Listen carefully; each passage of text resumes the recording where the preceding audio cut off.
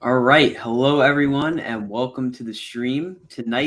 For tonight's live stream, we have Ace, Austin, Sammy, and Bob. So, in that order, if you guys can introduce yourselves and plug social medias, go right ahead. How you doing, gentlemen? This is H. Ka from Facebook, and I'm also a Great Adventure North American Coaster Connoisseur. What's going on, everybody? This is Austin from Derailed Coasters. You could find me on Instagram and YouTube. Bob from BK Photo Page on Instagram, Twitter, and Facebook. What's going on, guys? Sammy from Built to Thrill on YouTube, Instagram. Yeah. So, first, we're just briefly going to go over, what parks have opened ever since our last stream, because obviously the coaster season started up for us in the Northeast in Jersey and Pennsylvania and everything. So Sammy and I we were just at Great Adventure at Hershey Park back to back yesterday and the day prior, which was really, really good. And of course, the week prior was Great Adventure's opening weekend. It wound up only being one day because of weather, but it was still a lot of fun. What have you guys done so far in terms of parks this year? You can start with Ace. Well, obviously, it was a great day, and I did Six Flags Great Adventure with you guys, Sammy, Austin, and you, Colin, your dad. It was a great day because, obviously I missed the car, and I got on, I believe, 4 times. So that was, and we did Zumanjaro 7 times, something that we haven't done since the late fall or the summer, right? The Zumanjaro. Yeah, summer. So it was a great day. That's the only park I'm sorry, and I also went to Coney Island for opening day. Wow, Great Adventure overshadowed that, and I got to get on the new Tony's Express and the Kiddie Coaster, and obviously Thunderbolt and the Great Cyclone. So just 4 coasters, to get the year started. Back in early February, I made a trip down to Florida. I actually took my mom for her birthday, and we hit up some of the Florida parks down there that she had been wanting to go to for a very long time. So we ended up going to SeaWorld, Busch Gardens Tampa, and Universal Orlando. We didn't do studios. We only did islands because, unfortunately, we didn't really have the time to do studios. It was pretty busy. But it was a great time. Got my mom on a lot of bucket list coasters. She got very emotional on Velocicoaster and Gwazi, and it was just things like that I'll always cherish because my mom is the reason I do what I do. So it's a great feeling to be able to give back to her, especially after all that she's given me. And then obviously I hung out with all of you guys at Great Adventure on opening day. I have been to Carowinds twice, and I've been to Dollywood for their media day and opening day, and I'm going to Kings Island next weekend for their opening weekend. Colin already kind of spoiled mine, but I've been to Hershey and Great Adventure, and I did American Dream this past week, so I've been to a couple. Yeah, so lots of park trips in so far for all of us, and there's even more to come, I'm sure. Starting plan trips and everything. Not going to reveal anything quite yet. Everything's still in the early stages, but lots of exciting stuff. Of course, all the new for 2023 coasters are slowly starting to open. Still have a lot to go. Of course, Airy Force opened about a couple weeks ago now, right before Great Adventure's opening day. We have Pipeline the Surf Coaster, Dark Coaster, Wildcats Revenge, which is coming along really well. So many new coasters on their way for 2023. And we're here to just talk about everything coaster related. So if you guys have any questions or comments or anything along those lines, leave them in the chat because I'm sure we have there's a question in there for Sammy about his coaster. I see. Oh, there is? All right, let me pull it. Sammy, if you want to It's like about it's like the Shadow Stalker. Yeah, there it Go is. for it. Where's the track on Shadow Stalker? Yeah, I was actually putting steel on today. All the steel's on except the turn, so it's just about complete. Looking to complete the turn on Tuesday, and then basically electrical's left. So yeah. I got a question, Sammy. I saw you guys. I'm kind of jealous. Getting on the coast in February. Wow, it looks like a lot of fun. How did it ride in February with the little chilly weather without the steel on the track? It was slow, but the first half was already going pretty fast. Oh, that's good. And that was still without grease and everything. So it was running pretty good already. And I'm excited to see where it's going to get by summertime. It's going to be crazy. Oh, okay. Yeah, I'm looking forward to trying it. What is it called again? Shadow Stalker. Shadow Stalker. Okay. Cool. So actually, I do want to talk about one thing because I haven't seen it get asked yet. When do we think the new for 2023 coasters are going to open? Which ones are going to open first? Which ones are going to open later? I guess we'll keep the same order. I mean, of answering. Obviously you were there for like at Hershey, and I like. You think Wildcat is going to be like Memorial Day weekend or 4th of July, or like how? I think it's pretty soon, right? I'm thinking before 4th of July, but I don't know if they'll hit Memorial Day. I think it'll be sometime in June. I think same weekend as Devil opened 2 years ago. I wouldn't count That's that like out. That's like accurate. June 20th or something, right? It was or something like that. Yeah. Yeah, I concur because, as Colin alluded to, and even on his video, I saw that they still got a little bit of work left over, and that's not even counting the test runs and all that. So, you know how it is with the ledges to put in and all of I believe the supports and the track, the missing parts. So it's one heck of a project. We kind of heard through the grapevine when we were at Dollywood, like they're aiming for like late spring for Big Bear, like sometime end of April to the middle of May, but I don't know yet because they still haven't started testing. I don't think so. Oh, so when I think they did say an opening date.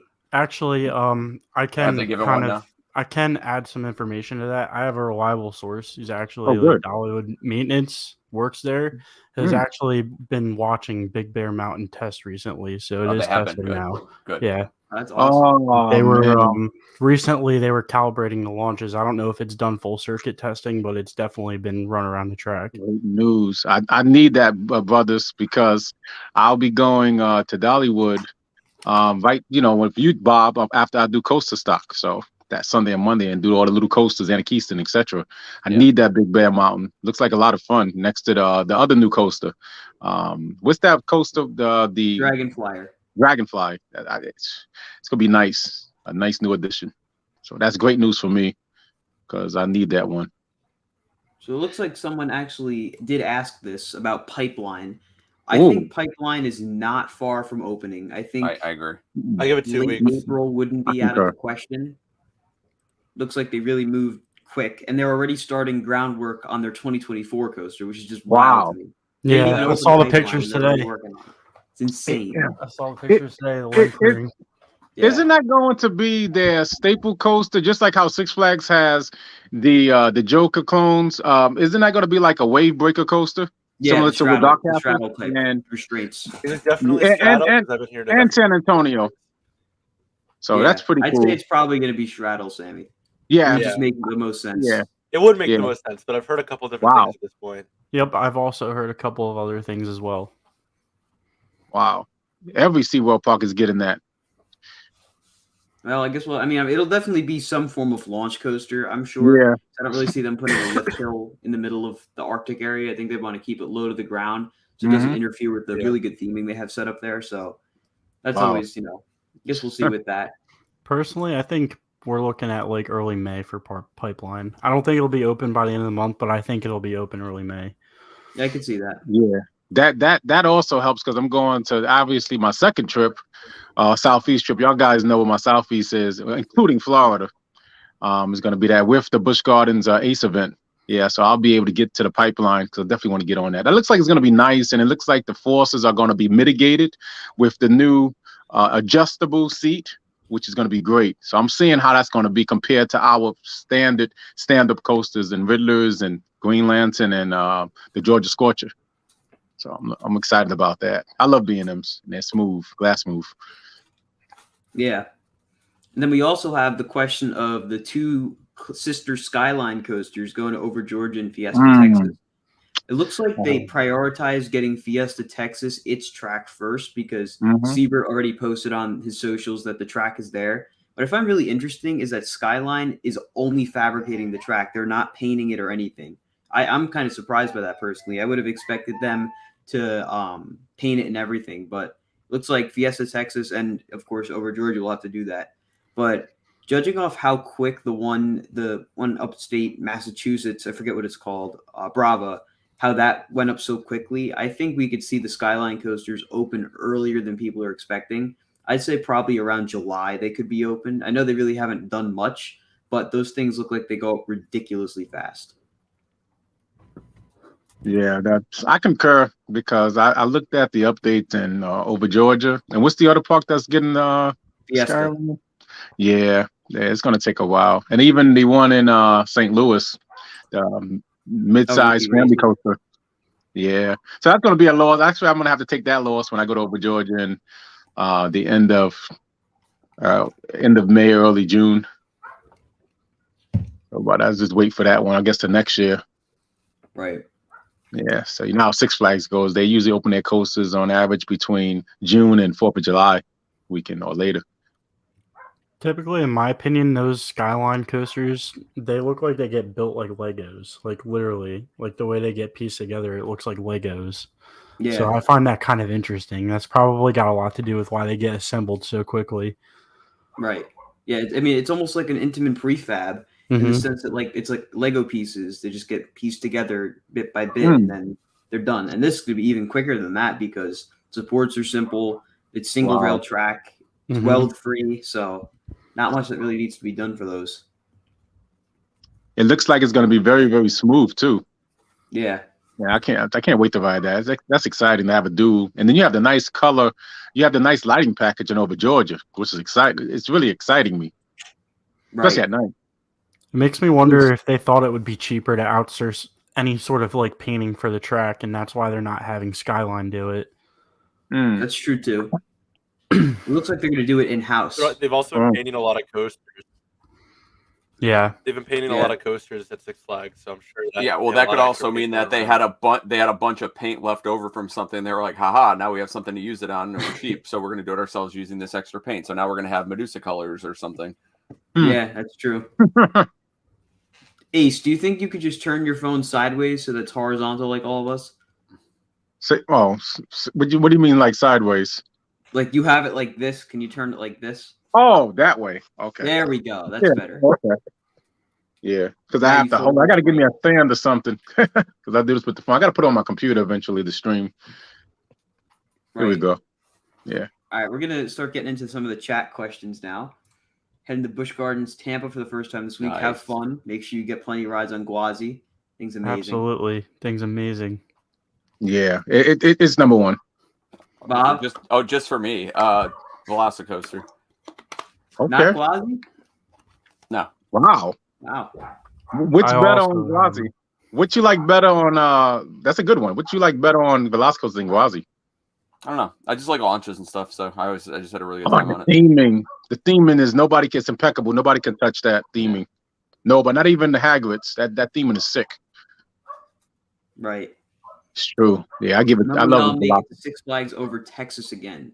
See, I'm not really too sure. Last time I went was 2020, so I really don't know when they build something. I'd like to make it back there this year or next year. I don't know if that's going to happen though. We'll just have to wait and see. I really want to get there once Coda Land opens, but it seems like that's just going to keep getting pushed back. The problem with Six Flags over Texas is it's your original park, so the part about going there like for that reason is really cool. But they don't have like that signature ride. Like they have a lot of good rides, but they don't have that that one over the top ride that almost every other Six Flag park has, and that's part of the problem. Is just there's a couple good coasters, and then the back half is garbage. But whatever. Yeah. With that, Sammy and I were actually talking about this over the weekend because New Texas Giant, like I've ridden it, I think it's easily my least favorite RMC. Like it's good. Oh wow! Compared to what they've done now, it's nothing. What I was telling Colin, what I was telling Colin is that I bet you within 10 years they will re-RMC it and like give it like the actual good elements and stuff like that. Oh, so Sammy, you're alluding to what I've been telling. I know I've been telling you guys this with similar to Iron Rattler because what makes Iron Rattler over the top is the inversion. So they're gonna give it all inversions, you think?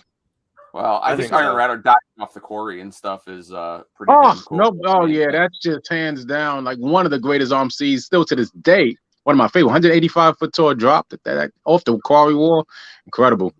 But yeah, you right, Colin. You're right about the. I was disappointed with the New Texas Giant. It isn't my favorite. I have to say it isn't. I'm glad that I rode it like early on. Like I don't remember if it was my first RMC or my second, but I think it was my first. And I remember riding. Okay, this is cool, but like then I rode like Outlaw Run right after that, like a week later, and I was like, all right, well that ain't nothing. It's like comparing an Intamin and a B&M, and these are best coasters, Intamin, B&M, and RMC to a Morgan. Because when you get on that thing, I don't even want to ride in the front seat anymore. I'd rather ride in the middle or the back. It's the front seat is just garbage. You'd rather just ride in the back of it or something. I don't know if you guys felt that, but I felt that on the New Texas Giant. But you yeah, know, but yeah, my thing Texas with New Texas Giant, I rode it in 2020, and by then I had already ridden Wicked Cyclone, Steel Vengeance, Twisted Timbers, Lightning Yeah. Rod, Yeah. Storm Chaser too. So I was kind of like, really, that's it? Yeah. And I So hate you- I hate the fact that they have those stupid fake windows on the side of the Yeah, train. it's So I so go get dumb. I bang my elbow constantly. Every time I ride it, I hit my stupid elbow on the thing. Yeah, it's crazy. annoying. It's annoying. It's disappointing. But yeah, as for making it back to Texas, I was supposed to go this year, but I'm not stupid. I'm not going back to Texas because Cottoland, Colin and I perfectly agree on this one, concur on this one. No Cottoland. You don't have the new coaster, that the tilt coaster. If you don't have that open, I'm just going to wait to 24, 25. Nah, you got to go to Texas when everything is ready. Unfortunately, I have not made it down to Texas yet. I was gonna Wow. try to go and like squeeze in like a weekend trip to go to Fiesta and SeaWorld this year, but I have a trip coming up at the end of the month that might take away from my vacation time to do that for later in the year. So we'll see what happens. And I do see someone in the chat. They're saying that they think we're stupid for saying they're going to redo New Texas Giant. Obviously, I think that's just something cool. They're not actually going to do it because it makes no sense. I mean, eventually we'll see what happens I think with the RMC. I think they would just build another They would RMC before they would build redid another it. one. Wow. But no, they're not going to just redo New Texas Giant. I know that. Mm-mm. That's their staple. The first one ever in 2011. I used to be able looks to. like Phil, we have actually. a visitor. Huh? Doggo. Oh, is There's that a Riley? doggo. Oh wait, that's the dog. Never mind. It's a dog. There's a doggo. I'm Munchie. Bob, can you play the piano? Put it on my lap. How? Oh. Oh, you can play the piano, Bob? I did lessons when I was younger. I can play it just by sound a little bit now. I don't ever do it. Hey, though. what's up, Munchie? He's making that comment because of I recently came into some money and I bought this brand new beautiful house behind me apparently. Oh, this is a beautiful house. That's nice. Nice home. Wow. It's very spacious. Nice, Bob. When you moved in? What happens when I go like this? Nothing. When did you move in there? Nice. Jesus Christ, Ace. This is a green screen, Ace. That's a good one. That's a good one. Very good. So, Bob, can you play the piano? Very little. I used to be able to, but I'm like tone deaf now.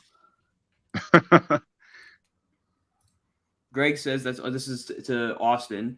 I got very emotional after my first rides on Velocicoaster and Iron Gwazi. I had literal tears of joy after Gwazi. It's the only time it happened. Shout out to your mom. Yeah, I mean, my mom's biggest bucket list coaster in Florida was actually not even Velocicoaster or Gwazi.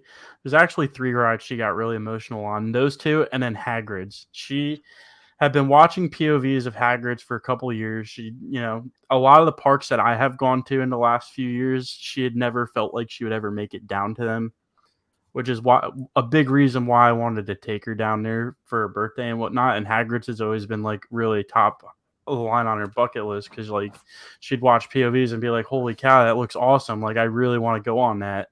So when she finally got to ride that was like her most emotional ride. I looked over to her while she rode in the bicycle, I rode in the sidecar, and I saw her and she had tears in her eyes, and it was just like, it's the best day of my life. It's incredible. It's so good.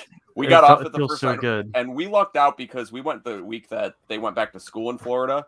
So like when they still had the reservation system, and we got on it, I think like 10 or 12 times or something over the couple days. I think I wound up hitting 16 rides. I think I hit like 12, yeah. And every time we got off, we were like, this has no business being this good, but it's just so much fun. It's nothing special. It's just the cool launches and the theming, and like it was so good.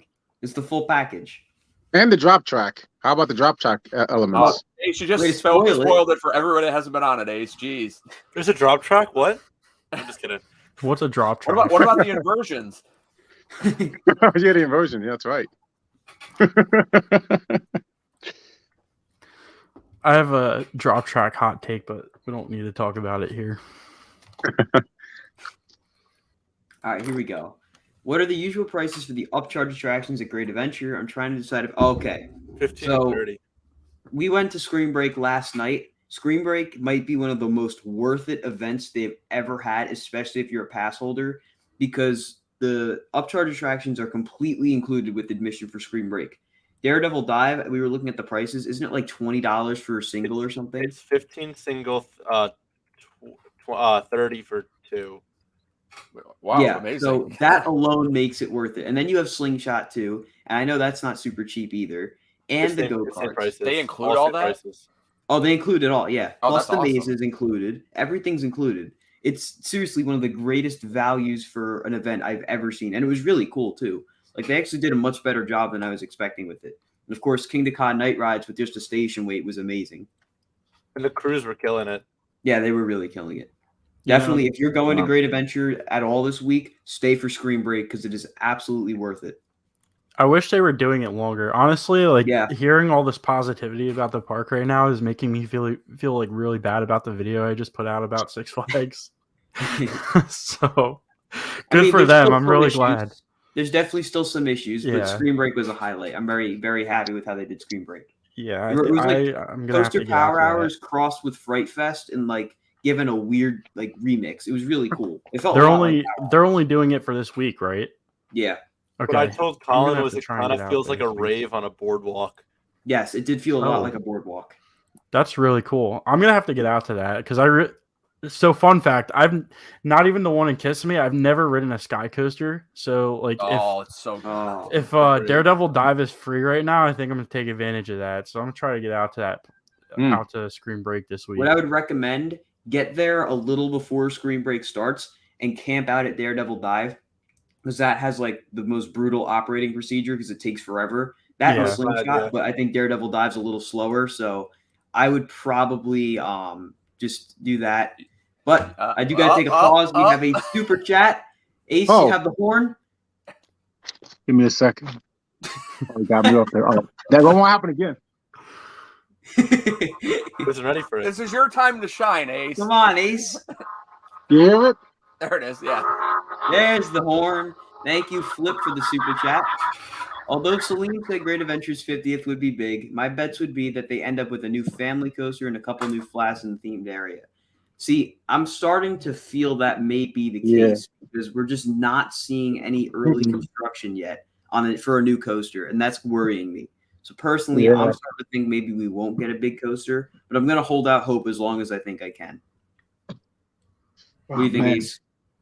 Oh, yeah, I'm trying to be cautiously optimistic in regards to what we're going to get for the 50th, but yeah, and I'm having a little bit of trepidation.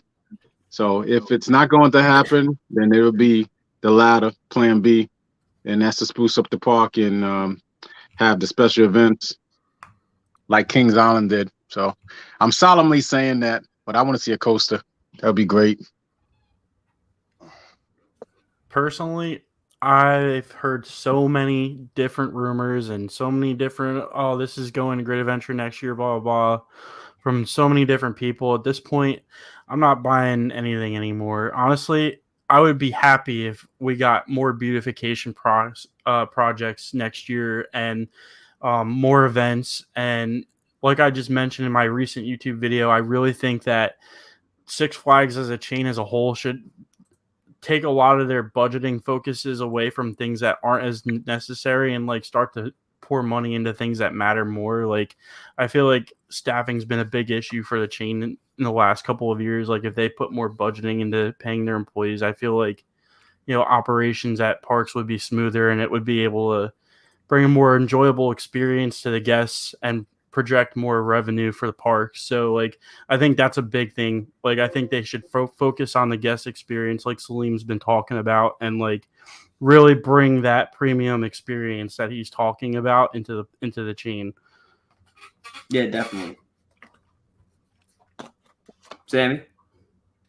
I mean, honestly, you guys have nailed it on the head. Like that, as much as we could use a coaster, if you make the park look and feel like a million times better, it will be a million times better because that's all we want at the end of the day.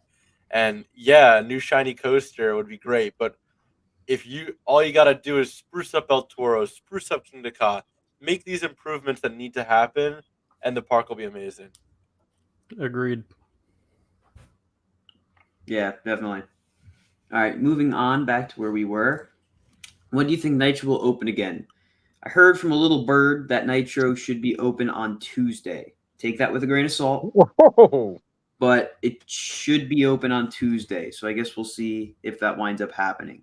Should be open at Nice. some point this week regardless, though. So that's good. It will only run 2 trains because we were able to notice yesterday that the train on the far right, which is the old train that they repainted, still doesn't have the clamshells on yet. So that's going to be a little while. But I think the brand new train and whichever train is still yellow, those 2 trains will be the ones running, at least from what I can tell. So a blue train and a yellow train will be running, which should be weird, but that'll be cool to see. Yeah. Let's see. Great Adventure wasn't ready for 2023 season. Is it worth going for 9 hours with 6 coasters down? Oh. That's I gotta think about that one. See, it's hard for me to answer because having gone there all the time and riding coasters there all the time, I get a little burnt out pretty easily. Like yesterday, I didn't even ride Jersey Devil. I just didn't really want to because I felt like I got enough of it. I'd say with the coasters they have down, I don't know if you're going to spend the whole day there. You might be better off if you're going to go for Screen Break. I would say go later in the day, like get there around 2, 3 o'clock, maybe a little later, and then stay through for Screen Break. And maybe then you'll be able to spend that amount of time. But I don't know if you could spend the full day at Great Adventure with what's closed right now. Because even regardless of the coasters, there are quite a few flat rides that are also closed. So kind of makes it difficult to spend the whole day there. What do you guys think? I'm kind of rolling with Colin on that one because, man, it's hard. You got some people that's never done any of the coasters, and well, it's a hard choice. I won't say it's not worth going, but if you want to do all the coasters, you can go a little late in the season when everything is up and running.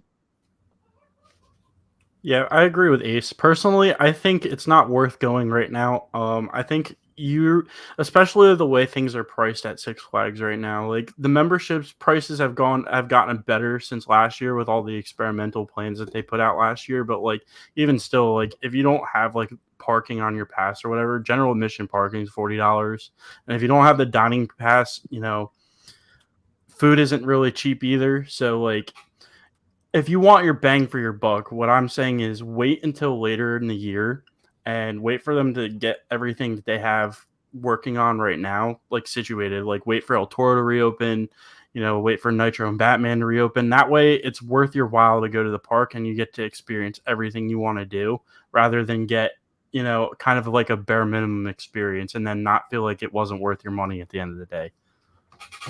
I agree with that. I'd say wait till Frontier Adventures opens, at least for Memorial Day. I'd say wait till then. And then Toro shouldn't be too much longer after that. I'd say probably no later than 4th of July, ideally, for El Toro. But definitely wait. If you're going there for the first time, if you don't have a pass or a membership and you're driving a while, just hold off for now. Yeah, Colin could testify how many times I almost left yesterday because I was so bored. Yeah. And that also comes from the fact that we go there all the time. So riding the same stuff over and over again, eventually it does get a little old. Yeah, Middle car of Drop of Doom got stuck at the top again and dropped after 5 minutes. That is exactly what happened to Ace. Ace, Wow. How was that up there? Exhilarating. and just like I said about Holiday in the Park coming here in 15, it was a dream come true. I've always wanted to get pretty much stuck on the King Ka Tower, and that's the closest I've ever gotten to that. Wish I just had a camera, but it's illegal to sit up there. So right. Only thing it was like after 5 minutes, I got to get down from here. It was like so awkward with my legs hanging down. It was just getting a little bit uncomfortable, but it was a great, exhilarating ride sitting up there. Ace, I wish you guys would have got. I have something to ask you because Sammy and I noticed this yesterday.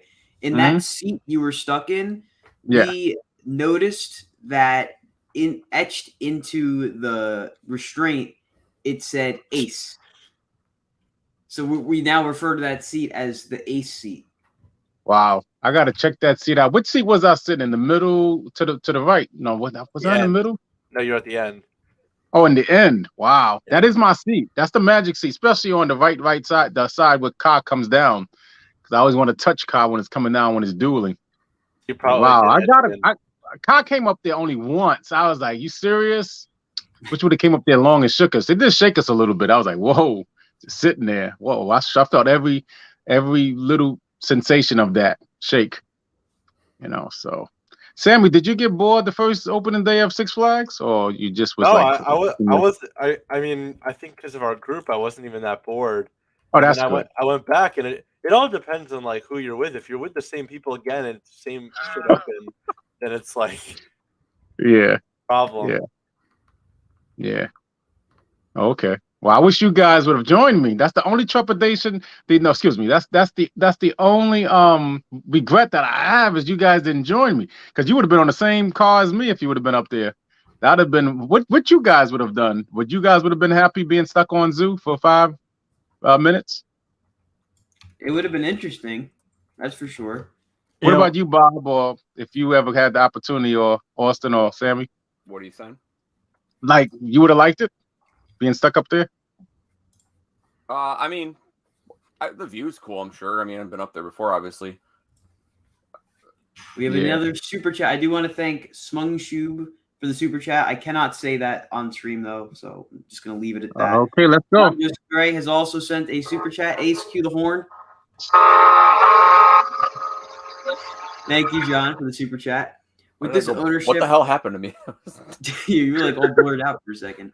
With this ownership, so I'm kind of seeing a lot of Bob Iger and Salim right now. Winner, but eventually chicken dinner could happen. Also, I could see pride comes before a fall. Hope I'm wrong, though. Right.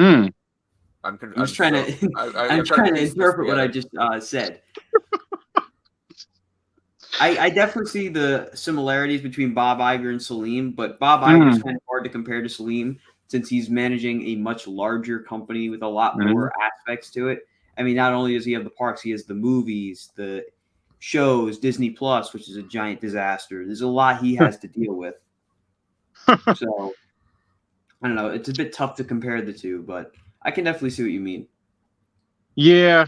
It looks like a house of cards as far as the quintessential house of cards as far as I'm concerned. You can't get any better than that.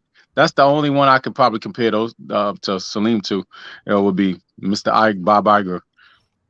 So let's hope that Mr. Salim Basu proves us wrong. Let's hope. It's the antithesis of what's happening in Disney right now. That'd be great. I feel like Salim's got some aces in his pocket. He's just not playing his cards yet. I definitely feel like he's got some things in his back pocket that he hasn't really elaborated on or made known publicly yet. But I think he's got plans, and I think for now, I think we just need to trust in his vision. I agree. I definitely agree. All right, moving on. Will you be at Kings Island this season? If so, do you expect Kings Island to have one of its better seasons? I'll let Bob handle this first. So I'll be there this weekend for Pass Holder Preview Day and opening weekend, and then Ace and I will both be there for Coaster Stock next month, about like 5 weeks from now. I'll be there a bunch because I live in Ohio, so I always stop down there a couple times this summer, and if I'm going through to Dollywood or Kings Island or anything, I'll stop there too. So probably on the way to Coaster Con, I'll probably stop as well. What do you think? Do you think it's going to be a good season for them? Yeah, I mean the new area is not ready yet, but I do like that they did at Carowinds, like they're revitalizing these areas. Like the one at Carowinds where they put Aeronautical Landing, there was nobody ever in that part of the park. It was completely dead all the time.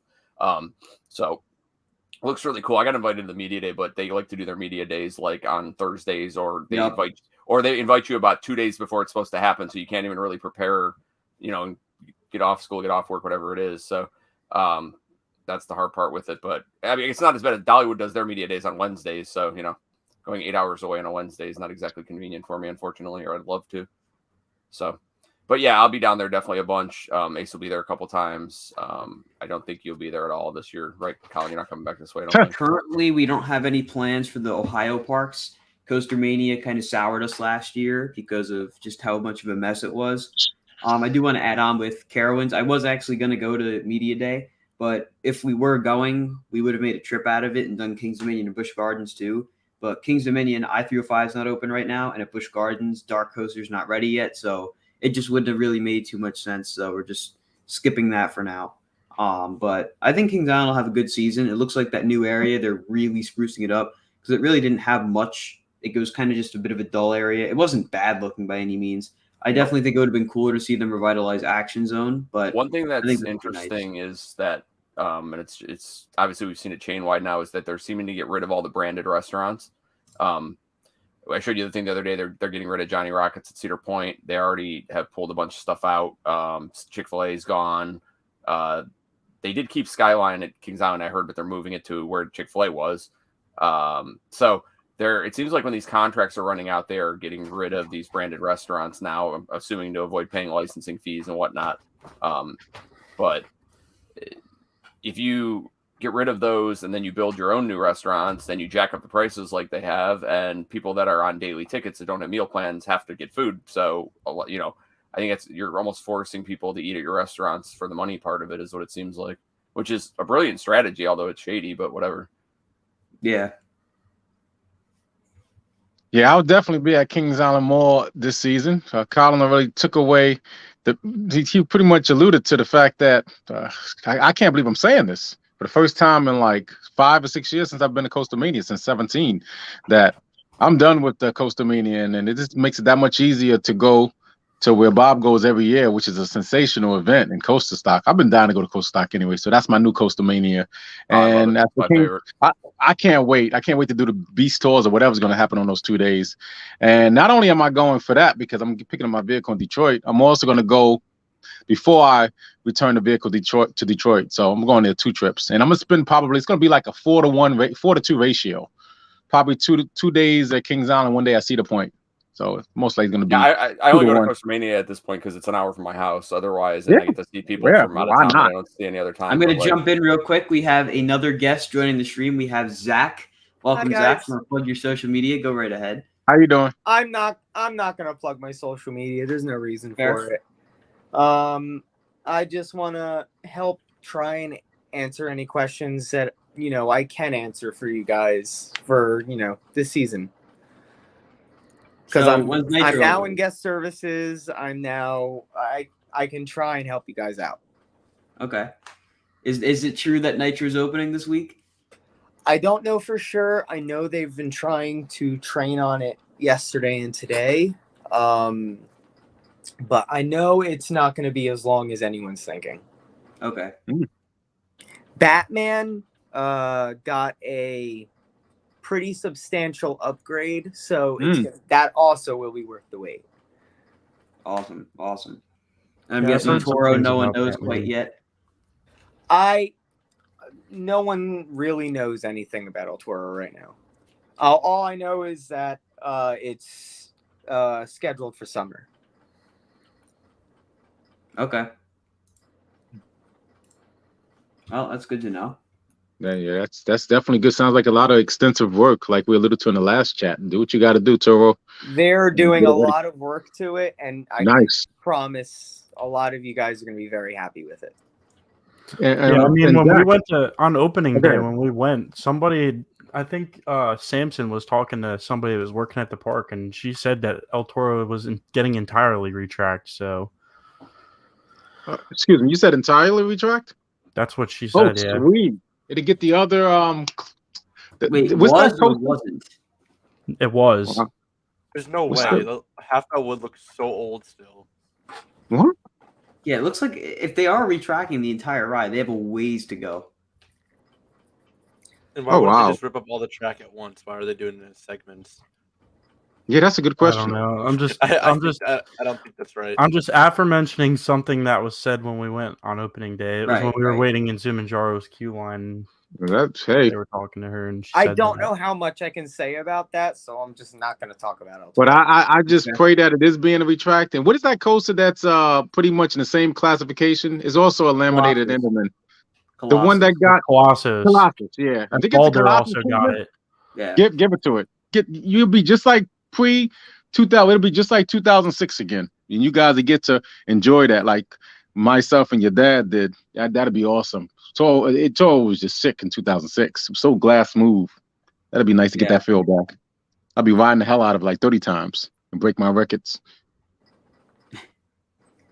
Well, we did notice that the one section of track, of course, Sammy, being Sammy, thought it was RMC 208 retrack. It's definitely not RMC. No, it was so black. It looks kind of like I'm 90% sure. No. That's I'm all about I'm saying. 90% sure it is Intamin prefab track, like from them, which is really, really good. It's a good sign. Better than whatever they did over, the past other years that wasn't from Intamin. I wish, I believe 10 years later for the 10-year anniversary, they would have did it or within 10 or 15 years, like in the 2010s instead of waiting till now. But hey, at least better late than never. Well, I know the original Intamin schedule called for 20 years. So I don't know if that's on Intamin or I know a lot of their prefabs did have a 20-year life cycle before replacements needed to be made. I have not personally been trained on El Toro. So I can't really say what that ride requires. I've been trained on another Intamin. I've been trained on Zumanjaro, but that's a completely different type of ride. Right. So I can't really. I don't want to speculate too much, but from things I've heard, there's a lot of people that's going to be very happy with what happens with Toro. That's awesome. Good. It looks like they're doing a really good job so far. They so I can't wait to see how far they come. I know some of the maintenance guys, and they are really happy with what's happening. And I think Great Adventure, I know it's been a rough start to the season. It's been a very rough start to the season, to say the least. But I know that everyone in management is working extremely hard to get the park to a place where everyone really wants it. We are all coaster enthusiasts in management, truthfully. We all want the same things. We're doing the best we can. Right. Let me ask I imagine the staff shortages probably did not help with anything. No, absolutely not. Let me ask you this question, though, and you probably might not be able to answer it, but if you can't answer, just don't talk. I heard, and I think Colin heard too, are they trying to do a grand opening for Toro this year? Like an actual one? I haven't heard anything about that. There's been nothing even talked about that yet. I know that if there were to be anything with Toro first, there would probably be a rides party, like probably within that week of it opening. And none of us have heard anything. Yeah. I do actually have something to ask. I don't know if you can answer this either. Jersey Devil, what's the deal with them not handling the track joint potholes in between the stall and the airtime hill? Can they not do anything about it? I don't know what you're talking about. Okay. Fair enough. Because I don't know. I feel like this year in particular, I felt like those were hitting harder. Look, I know that sounds like some generic PR answer, but I am genuinely not trained on any rides this year. I am more being shifted to the GR side of things personally. Right. So I don't know anything with rides. Really, all I know is the people in charge of the rides department, they know what they're doing. I want to personally shout out a couple people, James Kreft, Nick Brusha, and James. I'm not going to attempt to pronounce his name because I can't even pronounce my own last name sometimes. But Fior, I think you guys know who I'm talking about. Yeah. I want to shout them out because Nick is an absolute awesome supervisor for the Heroes. And he's been one of my best friends since I was young. So it's really nice to see him really embrace rides. And I I personally hope that he is someone that stays in the park for years to come. He is currently the hero soup, so if you guys want to say hi to him, he is one of the best soups in the park, and I think he's going to be someone in the next couple of years in management that really is going to show his worth to the park.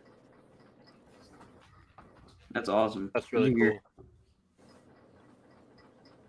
There's a lot of people I can say that for, but I really do think the staff we have in place is fantastic. I don't know a single person that I've had any issues with. I'm being completely honest. There's a lot of people in this park that believe in the same way you all do, in the same way we all do. Corporate believes the same way as well.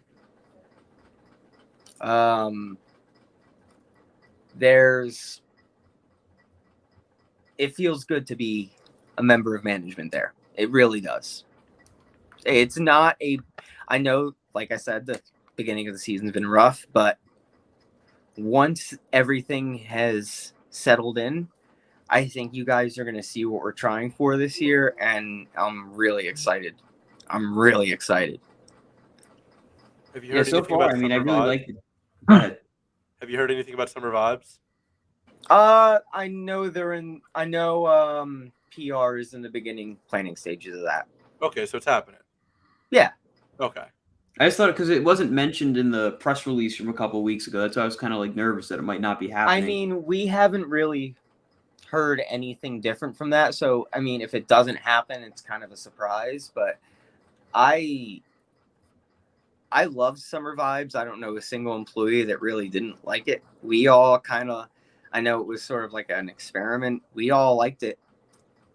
I thought it was great. I mean, yeah, I held my community day event during Summer Vibes, and honestly, just vlogging around the park with the way that it looked during that event, it just absolutely made the park so much better atmospherically. Like, I really did enjoy that event. All the walkthroughs that they did for that event, and rides department pushed for the rides graveyard.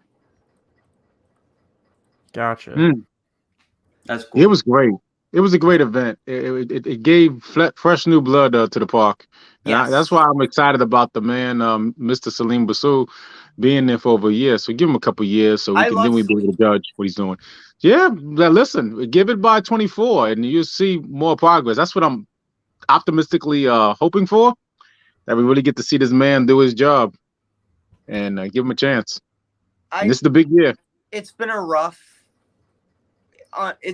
year. It has been, but he's doing what he can for the chain, and I see where he's going with everything, and he is one of the better leaders I think the chain has had in a very long time. Okay. Genuinely, I think he's one of the better leaders the chain has had in a very long time. That might be controversial. I don't know. I see what's said about him online. A lot of us do, but he's behind the scenes. He has done a lot for us as employees, and it really does feel like a positive step. Yeah, let's just hope. Yeah, let's just hope that premium experience is apropos. That'd be great. That'd be awesome.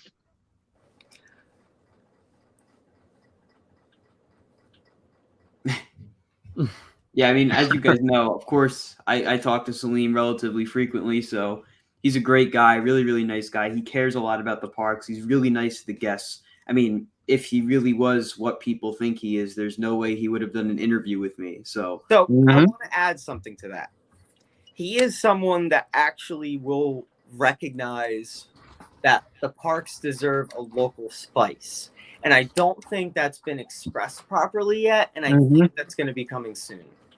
If you can already see that with Fiesta Texas, which is really cool. If you look at the garden at Great Adventure, you can see that already.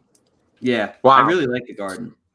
I that was something that was a very big surprise to everyone. Yeah. None of us knew about that until we started getting there for training, and we started seeing everything getting planted and, you know, the path being paved. But it was, I think that's my favorite addition for the season so far.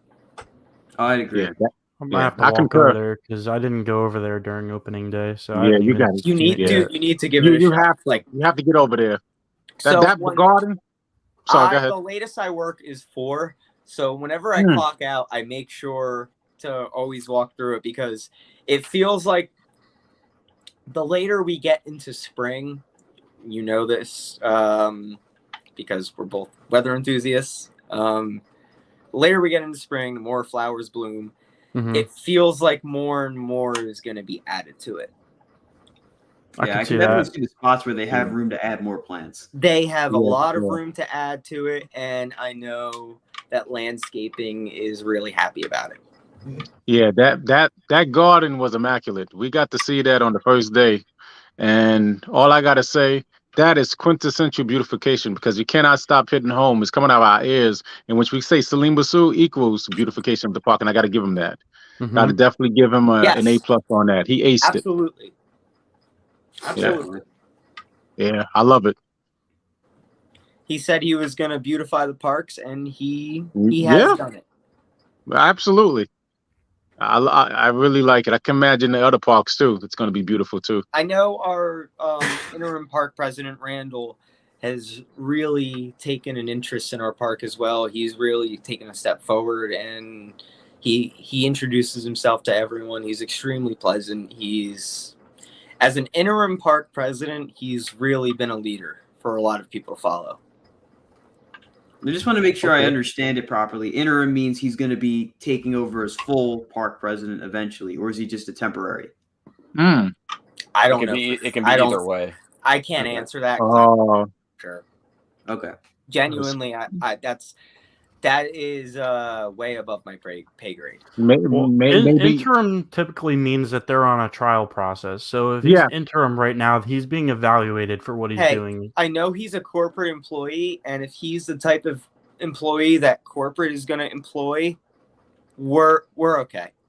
Yeah, I'm just saying. I'm elaborating on the whole interim thing for Colin. So typically, the interim process is just you're put on trial. You're being evaluated for the job that you're doing, and if they see you fit for the job, then you get to keep the job. A+.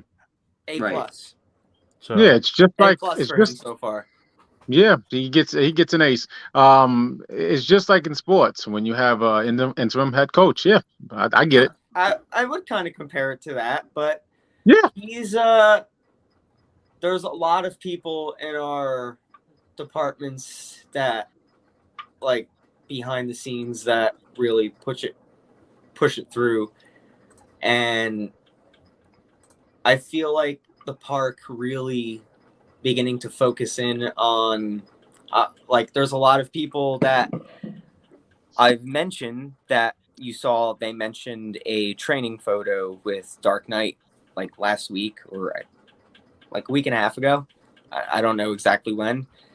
A lot of the people I've mentioned are in that picture, and we have become sort of like a family at Six Flags. And that's why whenever I'm encouraging people to apply, it doesn't really matter what department they're going for, because it feels like we are all beginning at Great Adventure anyway. It feels like we're beginning to get closer as a family. And I've worked at the park on and off since 2014. So I've seen a lot of change in the park, but this is the closest I've seen everyone. It feels like combining admissions and rides and like that side of things. It feels like that was a very good change, because now guest relations, we can exactly see what rides are down, and we understand exactly what's going on the ride side of things now. And that's why a lot of people from rides are helping out with that side right now. So the beginning of the season might be a little slow, but you're going to start to see a little bit of crossover between the departments because we're all beginning to become one big family, which is really, it feels really good. It's really That's cool to awesome. kind of hear all this park stuff, and like I'm really glad of like the direction Six Flags is going in now. Like actually hearing it and kind of being reassured. There are a lot of questions in the chat though, Colin, and I do think we should probably get to those. All right, yeah, I'll start off where we were here with Train's question. Does Drop of Doom operate in the rain? I was at Magic Mountain and they said Lex Luthor would close immediately in the rain, but it stayed open when it was pouring. It was sunny all 4 days I was there, so I have no idea. So I've been trained on Zumanjaro, and I don't know California's state laws. Again, this really depends on state because the state in the United States anyway, for a lot of like European viewers, the United States does not have one single code of laws per se. It depends on the state. New Jersey anyway, I know Zumanjaro will close with lightning, I believe, in 20 miles away. So That sounds about right. it depends on lightning. We're not going to close it unless it's like a torrential downpour with rain. But then again, we run rides at 30 degrees. So Yeah. Interesting. All right, next up, when will we know if Great Adventure is doing a big coaster for the 50th? What is the latest date they can submit paperwork and start beginning? Actually, that's a good point, the second question. So I'd say we'd see stuff starting to happen. I know Zach has to stay very tight-lipped here. I'd say we could see stuff starting to happen pretty soon. I'd say summer is when we'll really start seeing things kick into high gear. And the end of the year is when stuff would really be going forward. That is if they're planning to get it open relatively early in the season. We all know Six Flags is not shy to opening things in July and August, so we'll have to see how that goes. But like we said earlier in the stream, I'm not 100% sure that they're going to do a big coaster for the 50th, just because we haven't seen the signs yet. And if they really are going to do a big coaster, when I say big, I'm talking bigger than Jersey Devil, like a really sizable addition. I'm thinking we'd see stuff happening by now, or at least signs of stuff happening by now. So I guess we really just have to wait and see. It's kind of a waiting game at this point to see if anything's going to happen. But we're definitely going to get something. I genuinely have zero idea what's happening next year. Yeah, I wouldn't doubt that. It seems like rumors are all over the place. There's a lot of rumors that are all over the place. I think everyone has heard them all. But my personal opinion, and this no speculation, and I haven't really seen too much. I've heard some things, but I don't really believe anything until anything's announced because a business decision is a snap of a finger away. I am in the minority here, and I don't think Great Adventure should invest in a coaster for its 50th. I think that we should really begin to focus on the past in a way. And I think that, for instance, I think rides like El Toro, I think it would be a cool idea to put up a sign of Viper or Ultra Twister there. Something like that. Right. I think focusing on the park's history is a good way to move the park forward without even doing a new coaster. Yeah. Focus on like maybe lighting the big wheel, stuff like that. I agree with that. I mean, how many years has it been now since the big wheel's been lit? And I just saw a video today. I don't remember whose vlog I was watching, right? But I watched somebody's opening day vlog, and big wheel is apparently operating while it's missing a motor. I don't know anything about that, genuinely. I did hear that they were getting a new lighting package because like the storm took out half the lights on the thing. I don't know how trustworthy that is, so don't go jump into conclusions here, but that's what I've heard that from two people now. So not sure. So I saw that in the vlog that I watched today. They like did a close up of the wheels at the bottom of the base of the big wheel, and one of the tire drive motors is actually missing. The ride's operating without it. So I agree with that point. I think they really need to work on what they have there in the park now and try to like, work the rides back up to a good condition. Because I mean, like stuff like you see stuff like that, it's kind of concerning. I've never been trained on big wheel, but I know that big wheel is one of the park's babies, and they wouldn't operate it at all. They wouldn't operate any ride if they didn't feel like it was safe. Understandable. I'm just saying, like something like that is just you don't typically see stuff like that at big chain parks. Is what I'm trying to get at, I guess. I mean, it's also possible that it is safe for them to operate it like that, and it's just more so they can still do it, but only temporarily, only for a certain amount of time. I mean, I don't really know anything about big wheel, but I've never been trained on big wheel. I'm not trained on anything in Lakefront. I'll be honest, I'm not trained on any ride this season. I've been trained on things last season, but I don't know too much about big wheel. But I do know that if it is open, I'm not really too sure. Then it's completely safe. all right. I want them to do for the 50th is I want them to go to that little building next to the tents. Yes, we can finally walk through. That'd be nice. And also, I haven't been used in years. it would be great. I'm sure you guys will concur with this, to have Great Adventure History, like a section in the park, near the boardwalk or wherever. And I would love to see that. And have all artifacts from the 70s, 80s, and 90s. Some great history at Great Adventure.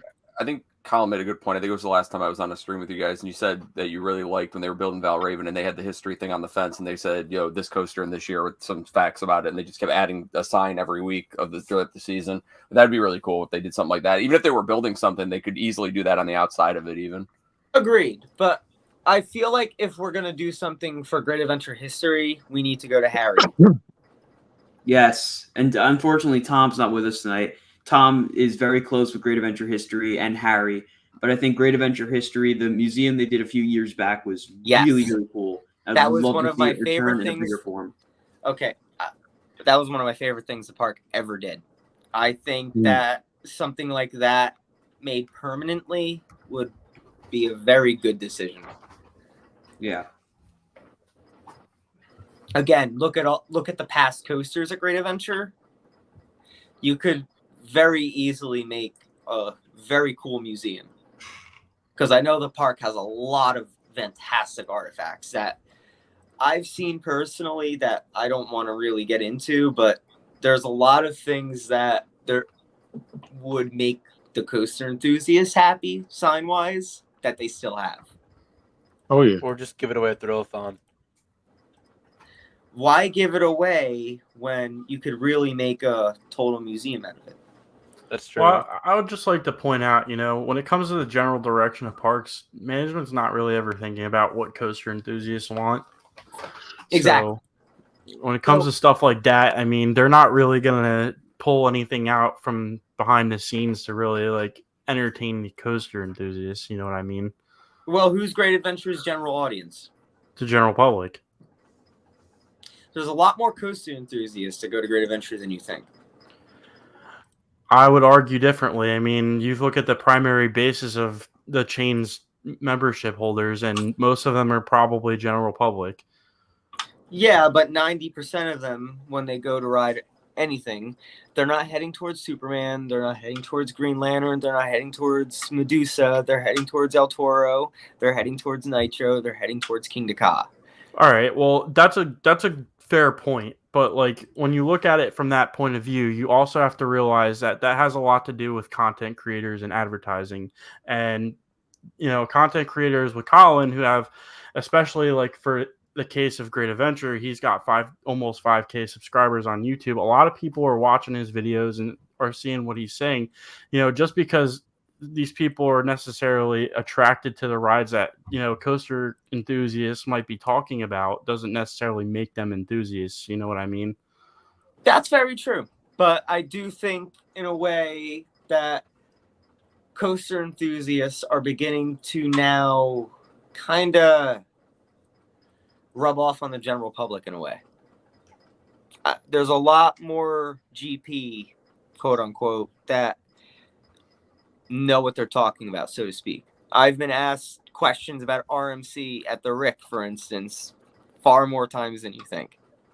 And that's perfectly understandable. I just think the deeper context of this subject is a debate, I would say probably for another time or place, because like that's very intricate information that we could dive into to really like get points across. So actually, that would actually be a pretty cool stream on its own. That would be a cool stream.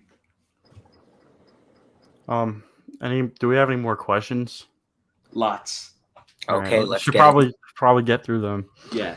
Agreed. I think SeaWorld Orlando is going to get a straddle coaster after SeaWorld Entertainment, loving them, giving them to SeaWorld San Antonio, Williamsburg, and San Diego. I think that's a pretty good possibility. I think it would make the most sense because they need a family coaster, because Pipeline isn't that, and Icebreaker certainly isn't that. So that's the next logical step for them, in my opinion. Although I will add, it is really nice that they lowered the height limit on Icebreaker now that they've taken the comfort collars off. Yes. So it gives a little bit of a younger audience back to that ride. Yeah, definitely. What is happening to Mind Eraser? Does it get a replacement, or they just close the section for 5 years and fence it Who off? cares? Burn it to the ground. Honestly, this is a really hot take, but I really wish they would contact Vekoma and give it the Nor'easter treatment, because Nor'easter is so good. Like It is. I think Yeah, Mind Eraser could easily be top 5 in that park if they just gave it the Nor'easter treatment. Maybe even top 3. Like, I know it's a hot take, but No, I kind of see where you're coming from there. Just give all of them the vests to start off with more than anything else. Yeah. And then Yeah. go from there. Yeah, that thing I is agree brutal. The way it is now, forget about it. I got on it once or twice in my life, and I said, never again. Hell no, It was that thing the is brutal. second worst coaster I've ever been on besides Kong. Well, did you get on Green Lantern? Green Lantern was the worst. That was the organ shifter. No, Green Lantern you're on Magic talking about Mountain? the one at Magic Mountain. No, I didn't Wow. ride that. It was already, You it was didn't already miss gone. anything. Oh, thank goodness, that thing hurt. It was brutal. I don't know how you guys feel about Hellcat at Clementon, but I I think hate it. Hellcat's pretty down. I think man, that ride is down there for me. Okay, so Yeah, you're right. my bottom two are Mean Streak and Mind Eraser at New England before it switched over. Yeah, Mean Streak wasn't as bad as Hellcat. Hellcat not only beat the hell out Hellcat of is me. a travesty, man. Yeah, it Mean beat the They hell Streak out have of beat me. the hell out of me. They have the whole back section of the train closed because it's too rough to run passengers on it. That's fantastic. I want to ride it more. And the crazy thing is that I rode the front both times. And can you imagine riding any other road? It's like it just is just brutal. And then I got a splint in my hand. I almost got a splint right deep in my hand. Thank God I pulled it out. How about that to finish off? And what's crazy about Hellcat too is I rode it in the very front row for my first time, and after I got off of it, I didn't think it was that bad. I thought it was pretty bearable. Oh my Very God. front. But then I made the mistake of riding like the very last row they had open, and I realized how bad that ride was so fast. Isn't Green Lantern one of your favorite inversion coasters? As far as like Green Lantern, the stand-up coaster, yeah. Okay. I love Green Lantern. It's I great. think Green I like it Lantern is too. an I like it a lot. absolutely phenomenal ride. I think a lot of people that hate on Green Lantern have just not found a comfortable way to ride it, which Exactly, with your head out like that. Anyone that knows me knows I pioneer for what I have dubbed the stand-up coaster method. So if anybody wants to know how to do that, feel free to message me on Instagram or something, and I'll explain how I ride it and how I get comfort on it.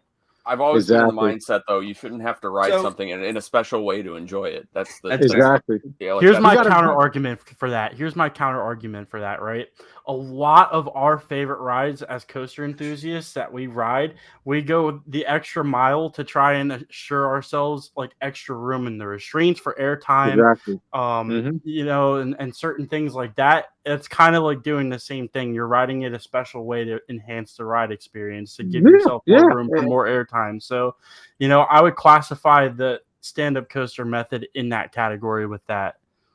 But you have to, at all times. I know exactly what you're alluding to, Austin. You have to be inconspicuous. You got to surreptitiously do it. Because if you don't do that, they're gonna get up. Because trust me, you cannot make it obvious.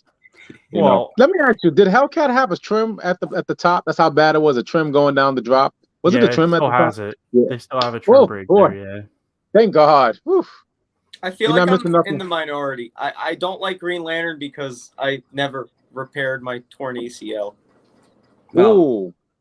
That's it's so weird because it's a personal thing with that. There's only obviously a handful of the B&M stand-ups out there, and like it's very weird because I did not like the one at Magic Mountain. I was really I thought it was like that was the only one I sat there and thought though, like, okay, as a like a sit-down coaster, this would be fun. All the other conversions are whatever. I love that one. But the Riddler Scorcher's incredible. It's so good. Scorcher's amazing. Like it's just amazing to me that like there's such a vast difference in them and enjoyability of them. Like Vortex is like absolutely one of the worst rides I've ever been on. Isn't that what makes B&M so great though? Every single coaster of theirs is a completely different experience, even same models. Sure, but I don't know about from the perspective of like roughness and things like that. I mean, hot take, but I like Vortex at Carowinds. So it's all right. I think it's a really good ride. I think it's one of the more intense rides in the park, actually. Yeah, the best B&M stand-ups obviously are Riddler's and George Scorcher, in my opinion. They've both been smooth rides, and compared to Green Lantern, you don't have to sit a certain way to enjoy the Riddler's. It's always odd to me though that certain ones just hold up after all this time. Like Scorcher's 23 years old now, 2000, I think it was 2001, something like that. And some of the new ones that are built after that are like way rougher than it is. It's just always fascinating to me. Bob, I just got a text. I got to mention this. I got a text from my dad saying, "Damn, Bob's house looks great." That's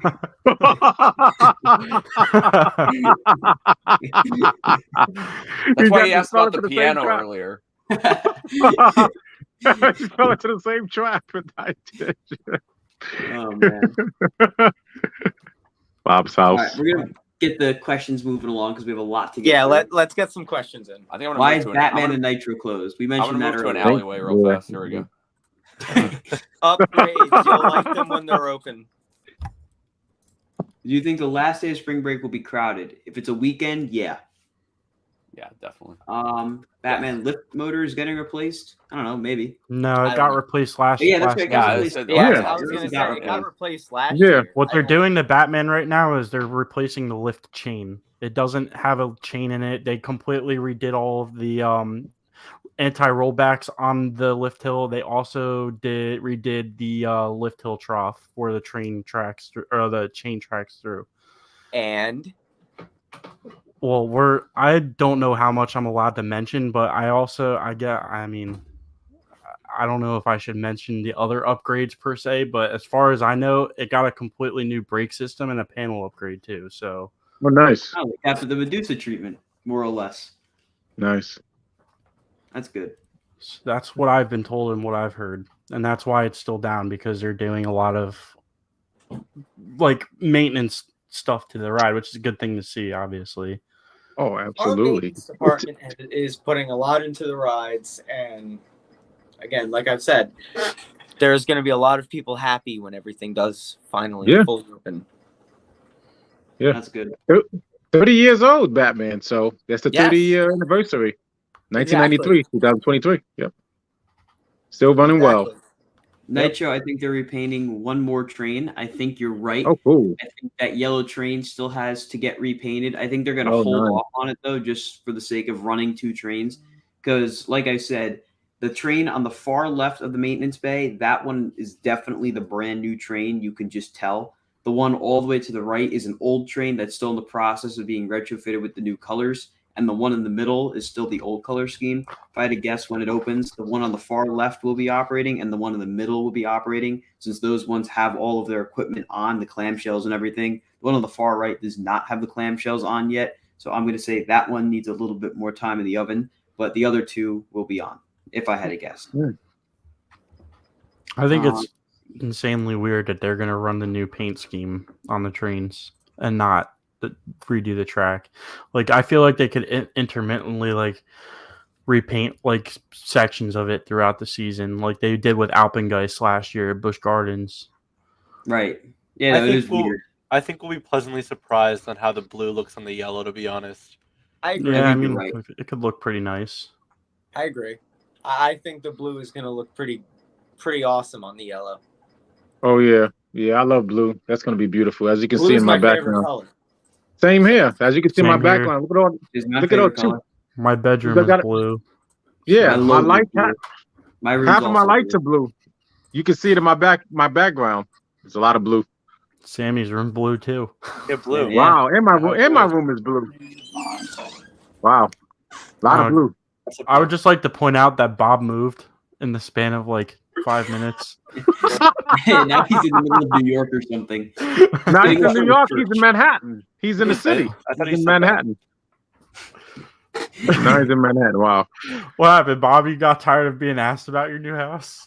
You know. I thought he said that he moved. Am I going crazy? I think he did. Yeah, I was. Yeah, like, no, I said I'm moving. I said I'm moving out to an alleyway. But now, Yeah, hold on a second, because I'm doing something else. Hold on, I'm gonna move it. Wait. Hold on. See if I can do this. All right, I'm sorry if we're going off track. We should go back to the questions. No, we're good. Wow. Who's your least favorite coaster? Great Adventure. I guess by default, Little Devil. I just want to point out that my least favorite coaster at Great Adventure is actually this person's profile picture. Yeah, I kind of figured that. Yeah, I kind of agree with that, honestly. Listen, Yeah. Superman. There we go. I'm like at Ace's house now. This Yeah, is Ace, about Ace, you got a new roommate. Look at that. We match now. Look at this. He matched up with me completely. You guys really like dislike a B&M flyer? Yeah, I Yeah, don't like I love Superman. Tatsu. And man, Oh I yeah, love Tatsu. yeah. I have I nothing. love Manta. That's fair. I have no issues with B&M flyers. It's just that specific Superman clone. Like, I'm gonna be riding over Georgia's for the first time at the end of this month, and I think I'm gonna like that light years better than ours because of how it interacts with the terrain. I don't know what it is, but like our Superman is just it does nothing for me. Like the pretzel loop is really intense, and then that's it. I want it to be over. You know what, Austin? It's generic. Yeah, That's 100%. what you're alluding to. That was supposed to be our Superman in 2002, but they took ours. But of course, we don't have the scenery like over Georgia has, which is actually the best Superman of the three, even better than Great America, hands down. We got the worst Superman because we don't have nothing but a parking lot coaster. Come on, it's a parking lot coaster. I'd actually heard that originally our Superman was supposed to be put on Viper's plot where Yes. That is true. Can you imagine? Yep. Yeah. Instead of El Toro. But that is B&M true. went and said that land wasn't viable to build a roller coaster on, which is, in my mind is crazy that they built El Toro on that plot of land. That's after true. That, but Let's just say, thank God they didn't put Superman over there. yeah, And thank God they didn't have 100%. El Toro in the parking lot, so it worked out perfectly. Yeah, 100%. Like El Toro's in a perfect area, even though Rolling Thunder is defunct. It's a perfect area to have Toro. Mm-hmm. I miss Right. Rolling Thunder, genuinely. Oh dude. my God! Don't get me started. Oh my God! I take that as a dagger to the heart more, just as much. I Probably think- more than Chiller. I think we've talked about that at the park, me and you. Yeah, man. My mother, when she was alive, man, God rest and bless her soul. My mother was like, "What do you got me on here?" She was like, "Son, what are you doing to me?" We was in the front row of Rolling Thunder. What a time! She hated roller coasters, but she loved me so much. She rode me on a blue train in the front, and I was laughing my behind off. I love Rolling Thunder. So much All right, sentimental we're gonna value move on to to it. the next question here. Thoughts on Air Force One? looks great. I think it Oh. looks incredible. It looks like one of the best RMCs.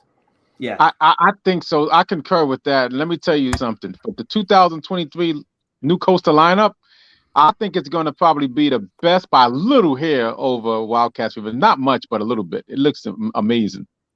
So I think Wildcats Revenge looks like a mini version of Zadra, to be completely honest. And I really think that coaster is going to blow people away. yeah, I'll I briefly, really like, hope put it my has. thoughts Look, in. I hope it has the overspeed error.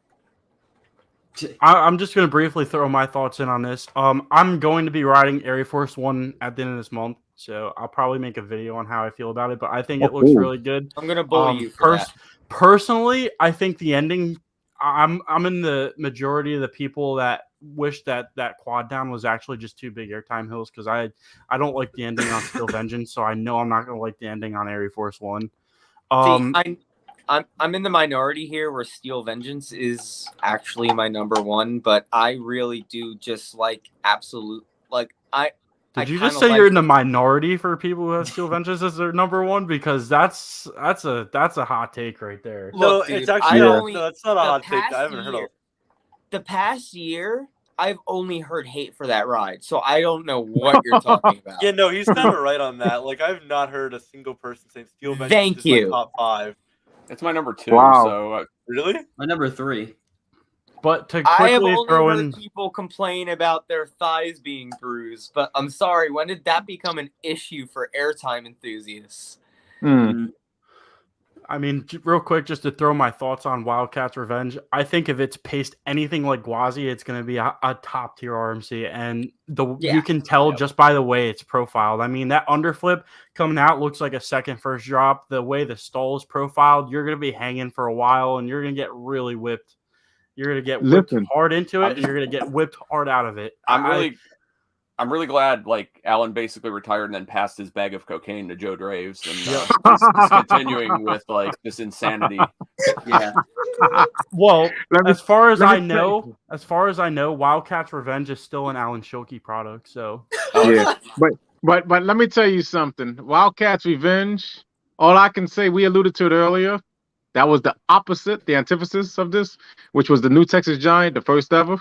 No, this is going to be the antithesis of the new Texas Giant because these inversions was going to make it. You have inversions on RMC, that's gold and diamonds. It's going to be one hell of a coaster. And then y'all saw 2 days ago, Sammy and Colin, how those elements are. This half of the elements are already. Yeah, they're yeah. profiled so insane. Like the way that they're profiled, it just looks like a top tier RMC to me. Yeah, it will be top. Are new Texas Giant and Lightning Rod the only ones that don't have inversions? Yeah.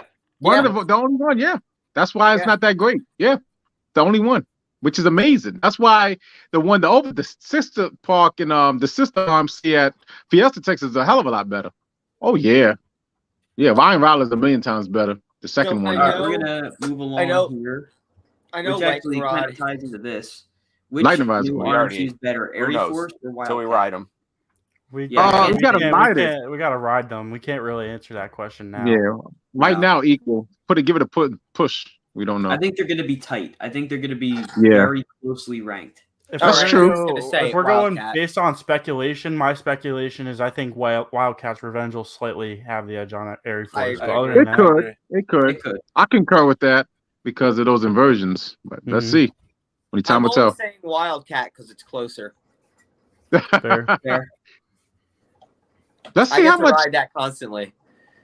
Let's see how much Wicked ever visited. Sorry, Ace, we got to just move through these. What is the best park you've ever visited?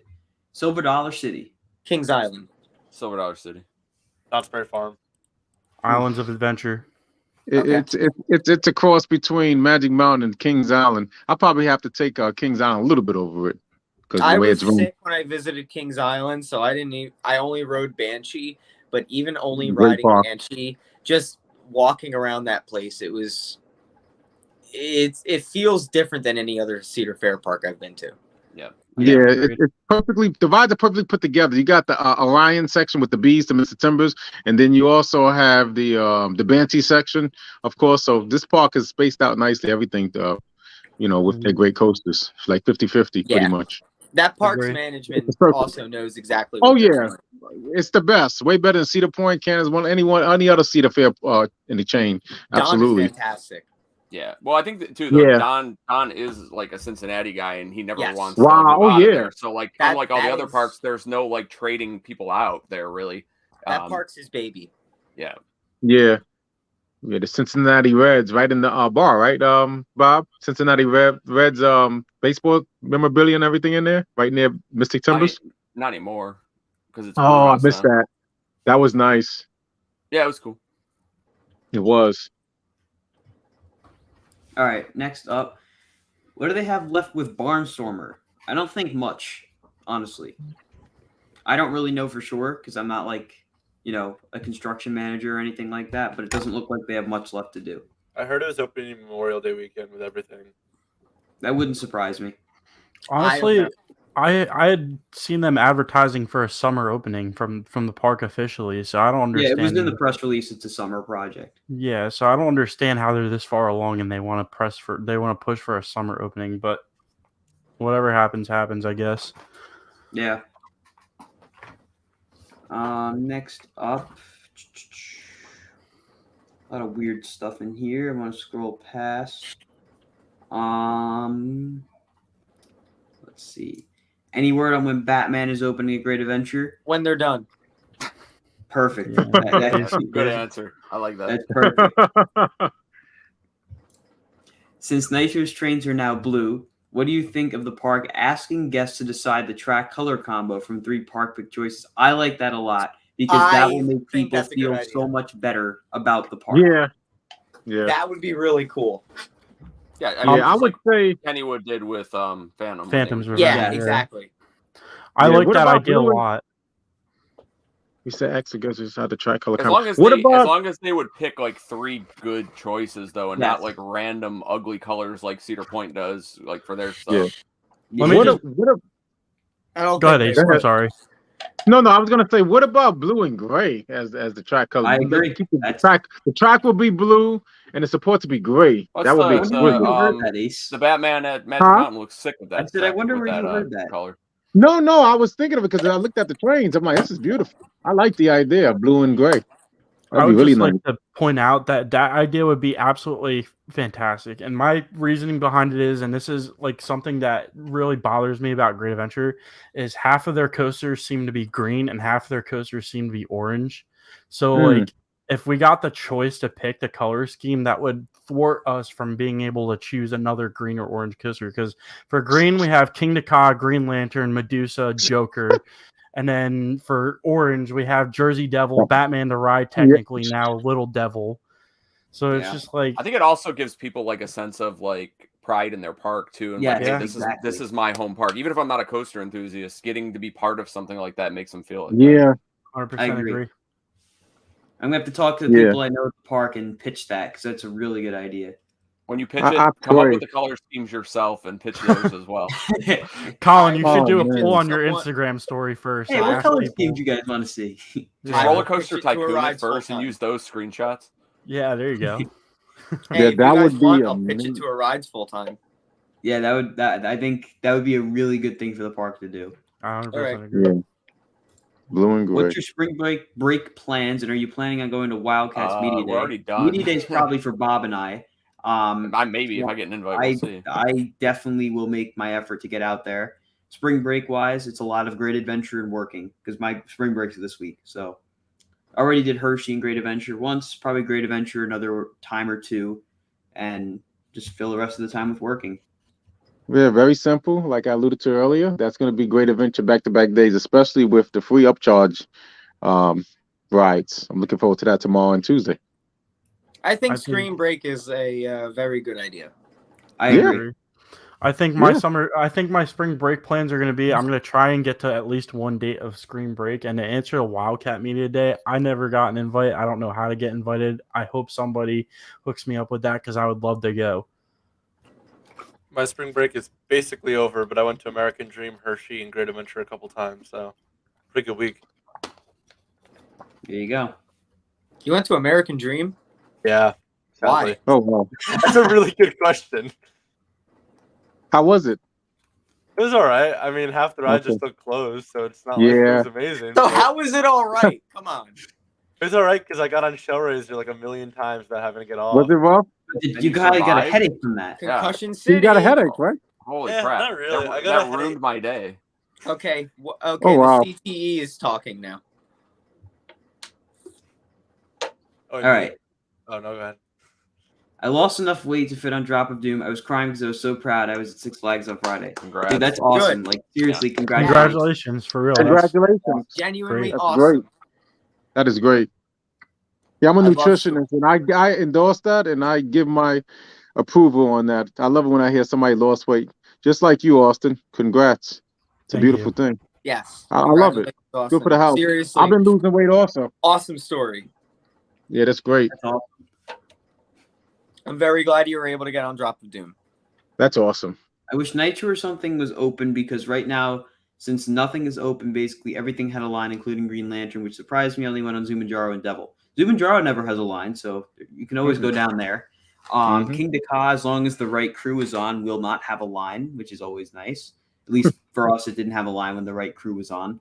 Lantern and Superman will always have a line. They're the parking lot coasters. Everyone's like, oh, let's just go ride those. Devil tends to get a wait, and it's not because of poor capacity or anything. It's because Nitro's closed, so people immediately just go to Devil because it's right next to it. But it's not going to be long until Nitro's open, and then eventually Batman too. I do got to pause for a second though. We have another super chat. Ace, hit the horn. Oh, I got a little treat for you. Thank you for the super chat. I'm telling you, man, retheme Nitro to Pegasus, painted as blue, gray, and black. I was actually talking to him when I was at Prosper Town about That's this. really cool. That's a very, That is very actually good pretty idea. cool. That is a Didn't I do say the agree. last cool year, idea. Colin? I don't know if Anytime, you like, said it, I but said any Wow. Air Force Base Nitro would be awesome.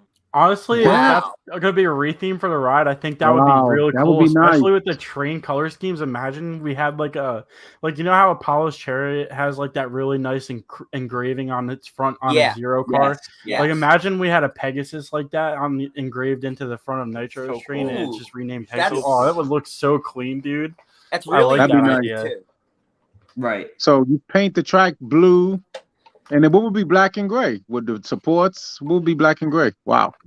I like all three of those colors. What y'all think? Yeah, that could Yeah, really. that'd be yeah. great. I That'd be great. personally So, like that. The supports would be gray and black, and the track would be blue. Or maybe Guys? like gray rails, blue track, something like that. Oh, like they have with the Nitro with the fuchsia and the yellow. Yeah. So I have blue And I do want to rails mention, and too, gray track. I Yeah. was doing an interview for a documentary of Trevor's, and while we were there, Pegasus actually flew over Nitro while we were filming, which was really, really cool. So Oh, I wow. think that'd be a great retheme. That would be really Any- cool. Any suggestions on how to find a group of coaster fans to ride coasters and theme park trips? Sadly, all my fans are not coaster fans. Join a coaster club. Join a coaster group. Yeah, That's my seriously. best advice.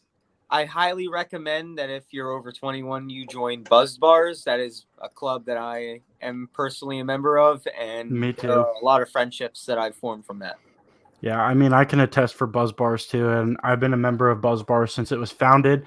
The people who founded it are really great people. Yes. They're actually a couple of the founders are actually average Great Adventure park goers, Matt and Drew from Coasters and Brews, and they're really Yes. great people. You know, a lot of the people that I have met in Buzz Bars are very, very nice people that will take care of you. They will make sure that you have a great time. There's never a dull moment at a Buzz Bars event, so I Agreed. highly recommend Buzz Bars as well. Of course, yeah, I definitely attest to Buzz Bars. Great, not Great Adventure. American Coaster Enthusiasts is great. Yes. Great Ohio Coaster Club is great. Coaster Crew is great. There's a lot of really great coaster clubs out there. And even if you don't want to do one that's like a paid membership, you can join. There's plenty of Facebook groups out there and other websites out there as well. Great Adventure Specifically, if you're a Concierge. Great Adventure fan, Great Adventure History Forums, they're big. Great Adventure Connoisseurs. There's all Yes. kinds of different groups. Thrill Seekers Concierge. United is actually a really good one based out of Texas on Facebook. There's a lot of really good ones out there. I really like Yep. the Great Adventure Facebook group. I will point that out. It's entertaining. Yes. Yeah, it's very Yes, it is. entertaining. Yes, it is. All right. Yeah, I next can cover everything. Let's see. How does one get permission for filming on ride? Is it worth asking for? All right, I'm just gonna Yeah, put the nail in the coffin right now so that I don't get asked anymore. Permission for filming on ride is something that only happens when you're a channel or an influencer of a certain size and the park sees it as a mutual benefit for both you and the park, because there's a lot that goes into getting that stuff approved. All parks have different policies. Like, for example, when we did Six Flags Over Georgia, we had to go before park opening. So they opened the rides early for us, which obviously is an expense for them. And they Yep. couldn't have any guests on the ride while we were filming. Meanwhile, at other parks, like say Great Adventure, we were able to film with other people on the train. So it's different at every park. So it's not always mutually beneficial for both parties. And the park, of course, they have to pay staffing. There's a lot of things that go into that. And if it's not worth it for them, they're just not going to do it. And with coaster stock, Kings Island flat out does not do it. So don't even bother asking. But Yeah. if you were to get permission for filming on ride, you have to be a sizable YouTube channel or Instagram account, because otherwise it just simply is not worth it from the park's perspective. But So if you do also- want to do certain parks that do allow you to film, I highly recommend the SeaWorld parks as well as Knoebels. They all allow you to film on-ride POVs. They have slightly different policies, but they all allow you. And Ace, Hit that horn again. Thank you, Lucan. Come on, Ace. Where's the horn? Yeah, I don't hear a horn. There it is. There's the horn. Thank you, Lucan. There's the horn for you. Let's see. Where were we? Here we go back with Kings Island. Keeping Skyline makes a little sense with it being an Ohio-based business, especially at Kings Island. Agreed. Sure. Yeah. Isn't it based out of Cincinnati too? It is. It's based right in Cincinnati. Yeah. It's pretty cool. If you like chili, that's the place to go to. Chili hot dogs and chili cheese fries. Correct, Bob? Yeah. Agreed. Cool. I agree with that. I agree with all of that statement. Yeah. Skyline chili is fantastic. Yeah. They give you a lot of cheese, so you got to tell them be easy on the cheese. Mm-hmm. Cotton, El Toro's, and Superman's test seat, I feel, are the only accurate ones. Jersey Devil and Nitro. Wait. No, I think Jersey Devil and Nitro I are have the it only backwards. accurate ones. Yeah. So, yeah, El Toro has a very tight restraint system. I know there's a lot of people who aren't even like very large guests and they still have issues fitting on El Toro. It's just designed for a very different audience. It's designed for skinny Europeans. And Europeans are a lot thinner than Americans that's how it is. I mean, it's not anything particular. It's just the way it is designed. And King Ka, some trains have different restraints than the test seat. The test seat has an older kind of over-the-shoulder restraint, but recently they replaced a lot of the over-the-shoulder restraints, and they're designed slightly differently. They have a much thicker chest pad, I guess you could call it, and the restraints come up at a different height. So like on the new ones, I kind of bang my ears a little bit sometimes just because of my height. On the older ones, that wouldn't happen. I think they're a little higher in the shoulders so that it can accommodate more guests. That's kind of what it seems like to me. And on Jersey Devil, it's different per car. Some of them are really tight. Others are really loose. It just depends. So bonus points if you can say where King Ka's new restraints are from. No clue. Are they in? Yeah, I don't know. They are from a certain park in the tri-state area that replaced their Storm Runner. They're Storm Runner and Fahrenheit's restraints. Wow. Cool. Are on Ka. That's amazing. You know, good that the parks use each other's resources instead of wasting money. Nice. I think a lot of people think that the amusement industry is extremely competitive. We're all kind of friends. We don't really. Yes and no. I mean, that stems from a lot of like the early 2000s when like the poster wars were going on and stuff, and everybody saw that as like competitive. It was friendly competition. Everyone was just trying to one up each other. Cedar Point versus Great Adventure with Draxton Ka. Exactly. Yeah. My Mr. Ka, because I am Mr. Ka. Ka prevailed for over 18 years and counting. Keep it going. That ridiculous Falcons flight's going to take it away. I know we're not going to make 20 years. Damn it. You might get lucky and maybe Falcons flight will get delayed. Oh, I hope so. Get 20. 25. All right. Next up, didn't this? I'm trying to figure out what ride you're talking about. Probably Mind Eraser, because we were talking about that around then. Yeah, I don't really know anything about Mind Eraser or Darien Lake's operation. Oh yeah, they're not owned by Six Flags, so I don't really know. No, about them. No, they're not. What do they have? The licensing for it or something? Or they it's a management contract. Yeah, it's a management contract. So their employees are Six Flags employees. Mm-hmm. But we don't really see any of their policies, for instance. So we don't. Right. Yeah, a lot of their owners make the policies, not Six Flags. Yeah, it makes sense. All right, next up. Hi, I'm a new coaster enthusiast from NorCal. My favorite song is Californication. It's a great song, but it is probably copyrighted, so I made my name Fornication Coaster since it's similar. Do you know any parks I should go to? CGA, I think you're fine naming your channel Californication Coasters. That's actually a really good name, but yeah, Californication Coasters be really Yeah, good. that's not going to be California copyrighted in Unless that you try regard. to trademark your name and grow it further than that, like I did, then you'll have issues. But for now, you're fine. Yeah, for now you're good, but you may grow it. You may run into certain. You may run into certain problems that you didn't think you'd run into. Yeah. There is a pretty distinct meaning behind the word fornication. I think you should look up the Right. definition. That's what I thought too right away. Wow, that's funny. But to answer your question, yes, CGA and Discovery Kingdom. CGA Discovery Kingdoms. You Just have wear a Santa Cruz bulletproof Beach vest at Boardwalk, Discovery Kingdom. and you also have Gilroy Gardens up there. So lots of options. Yeah, but I would change your name. Very quickly. I would change your name. Yeah, you definitely don't recommend the name. when man. I first heard that, I was like, "Oh my god, it's so hilarious!" Look, Wow. I tried to stay quiet, but I couldn't. I'm sure, well, that was Right. gonna come out. The cat's out the bag, of course. All right. What is Batman's big upgrade, and why did they get rid of the big boy seats? And did you realize Dark Knight had all the lights and animatronics off? Found it more thrilling. Dark Knight, when we wrote it, it was not like that. It had its effects. It didn't have the sound all working though.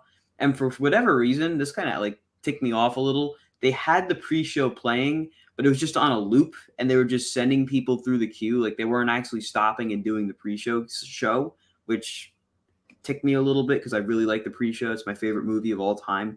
But whatever. Okay. And I don't know, did they actually get rid of the larger seats on Batman? I don't think so. As far as I know, no. Yeah, But- I haven't heard anything even related to that. None of the changes I don't think involved. That would be trains. pretty difficult to do too. Yeah, that would be extremely difficult because the chassis is made for them. So Right. Right. yeah, I don't know Yeah. how they would do that. All right, next up, this is about Toro and the prefabs. The two in Europe didn't reach that. Those were closer to 15 before retracking, and El Toro hit 16. This is 17 this year for Toro. So maybe we'll see Coaster Express. I'm guessing you mean T Express getting work around T-Express. 2025. Yeah, that sounds about right. Well, Yeah. T-Express Yeah. also has an insane maintenance schedule that I really hope that park really documents one day because they're able to keep that thing running in under 30 degrees. Wow. So it's not running slow.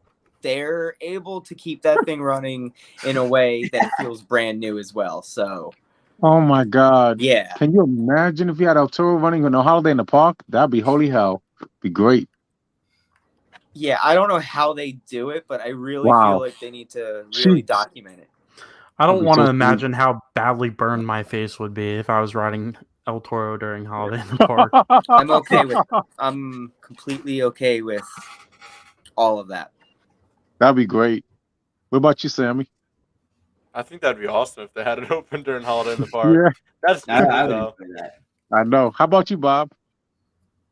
I'm not even paying attention, so I don't know what you're talking about. Sorry. What about El Toro I running was sending a at text. 30-degree weather? 30-degree weather. If they I had... would do it. I'd do it. Oh, hell What the- yeah. What the hell? Alrighty, next up. Is Nitro going to run on its blue train when it opens? I Yeah. believe one of them, yeah. Absolutely. Nice. Yeah, Can't wait. that's Yeah, I'm very probably excited gonna for that. happen there. Big fan, Hollywood. Thank you, Pranav.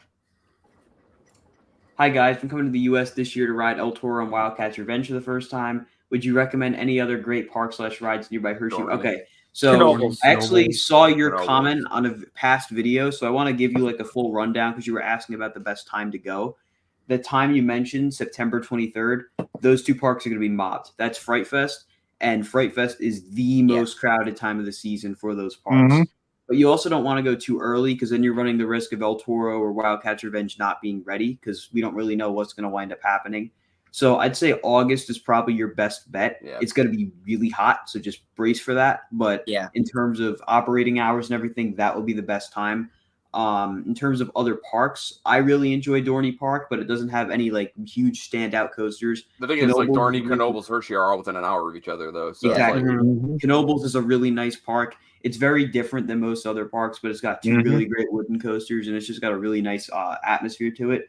There's a lot of really good New Jersey boardwalk parks, and of course, New York City. If you're coming from out of the country, I would definitely recommend at least checking out New York City because there's a lot of really unique things there. Of course, it's one of the biggest cities in the world. Yes. We also have Coney Island in New York, which is probably a bit of a nightmare to get to if you don't know how to handle New York. But it's a very cool thing to check out just for its historical significance. So I would definitely. Yeah, well, he's not here, so we can just volunteer Jack to take him around New York City. Oh yeah, that's true. But yeah, Jack is around New York. He needs yeah, to that- ride Great the cab adventure in at Hershey least Park. once, though. Yeah. The Coney Island, obviously I alluded to that earlier, world-renowned park since the 1800s. You can still see remnants of it with the great parachute tower. And then you also have, we just went to it last year in July, the Great Rye Playland Park. Rye Playland is the name of it. I don't know if I would go to Rye Playland, though, if I'm coming from out of the country. I'd want to prioritize the bigger parks. No, if you have time. If you have time, Well, like I don't think he's going to really. If you're going to go to Rye Playland, you're better off just going to Six Flags New England since it's not that far from Great Adventure. Yeah, that's a good point. But if you can do as much as you can, So that is. It's definitely one of the older parks. Francis, if you have Instagram or Facebook, I'd highly recommend messaging me, and I'd be more than happy to help you with planning a trip over here. Because I know it can be a little confusing with all the different things going on. I'd definitely be willing to help you out. Well, that's a lot of stuff to do in the Northeast. I was on Jersey Devil today and never felt a pothole. So Good. It could just be because I ride a lot, but I think Sammy and probably Austin, I know Ace too, would agree that there's a couple track joints in between the airtime hill and the stall. Yeah. You just feel bam, bam, bam, and then you go into the stall. I felt it on the 2 or 3 times that I did it when you were on the other rides last week for opening day. I've noticed So that ever since it opened. It's always kind of had that scent, those 3 in a row potholes. But I also felt like the ride overall was a lot shakier this year than it was last year. I don't know why. I just kind of noticed that. I'm glad I'm not the only one that feels that way. Really glad. I definitely noticed See, that. I can't really say anything. I haven't been on a roller coaster in 8 months since I tore my labrum, so Right. I can't really say anything. I feel the hits on Jersey Devil. Maybe you just got lucky. I mean, there are some seats, I guess it doesn't hit, but you really do feel it. I really wish they would iron that out a little bit. I don't know how, because there's already a lot of welding that's been done on Jersey Devil. Since it had the whole construction delay with COVID, and the government made them stop construction, which was a gigantic mistake, if you ask me, because it kind of messed up the whole ride. But that's a whole topic for another day. Yeah, it's terrible. Does Jersey Devil run faster in the morning or at night? Night, all the way. Night. Gotta warm time up. to warm up. It needs some time to warm up. By And about Jersey 5, Devil- 6 o'clock, it's running at its peak, I think. Does it seem like? Because it seems like to me, doesn't it seem like though of like a lot of coasters, it takes that one a long ass time to warm up compared to a lot of other coasters. And there's a huge difference between morning and night on that ride. In the Way morning, bigger than other rides. In the morning, it's really not that strong. Towards the evening, it's running like a bat out of hell. You'll have a great time. Absolutely. Yeah. Makes I really perfect miss sense. my park services supervisors at Cedar Point, not the area supervisors, but the TL/normal supervisors and most everyone else in my department. I feel you, Zach. I feel that. I appreciate that. Thank you. Let's see. So maybe we get a 2-part anniversary. The first part of the anniversary is about the history / cap off beautification, and the second year is a Jersey Devil or larger edition. I could see that. I could kind of see something like that happening. My only opposing argument to that is if you're gonna go big for your 50th anniversary, why not do it on the year your 50th anniversary is on? Exactly. It loses its value to have it installed, for that event. If you're doing it the year after, it doesn't really. Or you do it. I mean, it could be worse. You could do your 150th anniversary over 3 years. I was just gonna. That's exactly where I was going with it, and not do anything big either. That's exactly. the other part of it. A bunch of parades. Yeah. Isn't Disney doing something like that? It lasts about 18 months. Well, yep. Yeah. It's amazing. The 50th for 2 years. Hey guys, did you remember ice cream truck that was used at Great Adventure in the early 2000s Will ice cream Yes. truck come back to the park? This is an I eight. This is was- 100% an remember eight. that. I do remember it, and I also want to throw it back to the early days of Great Adventure when over by Mine Train we still had the Yep, things like the TP exactly. and like Yep. You the remember, golden yep. days. I'm going Wow. to bring up something a little bit different. Do you remember Wow. the first year on Holiday in the Park when we had the Belgian waffle food truck with the ice cream? Yes. Yes, I remember that vividly. That's one of the best things the park has ever done, and That was great. The Belgian That's- waffles. Wow. I remember that vividly. Like that was That 8 years was ago. my Like just favorite. like that. But yeah, Yeah. I remember the ice cream truck. The ice cream truck used to be parked in front of the lake, right under the sky ride, over there by Rolling Mine Train. It's like yesterday when they had that in the 2000s. I'm like, where the hell did it go? Yep, I remember that too. Because I used to go to Great. I've gone to Great Adventure every year since '96. That's So awesome. yeah. I'm My jealous. first year was 80. First year was 88. Heck yeah. Yep. Why is Frontier Adventures closed? Staffing, Well, as yep. far as I know. Yeah. That's gonna be my take on it Staffing, too. I think yeah. staffing's the Unless biggest Zach issue. knows anything otherwise that he Yep. can say. Yeah, you can't really say much, but it's staffing. They're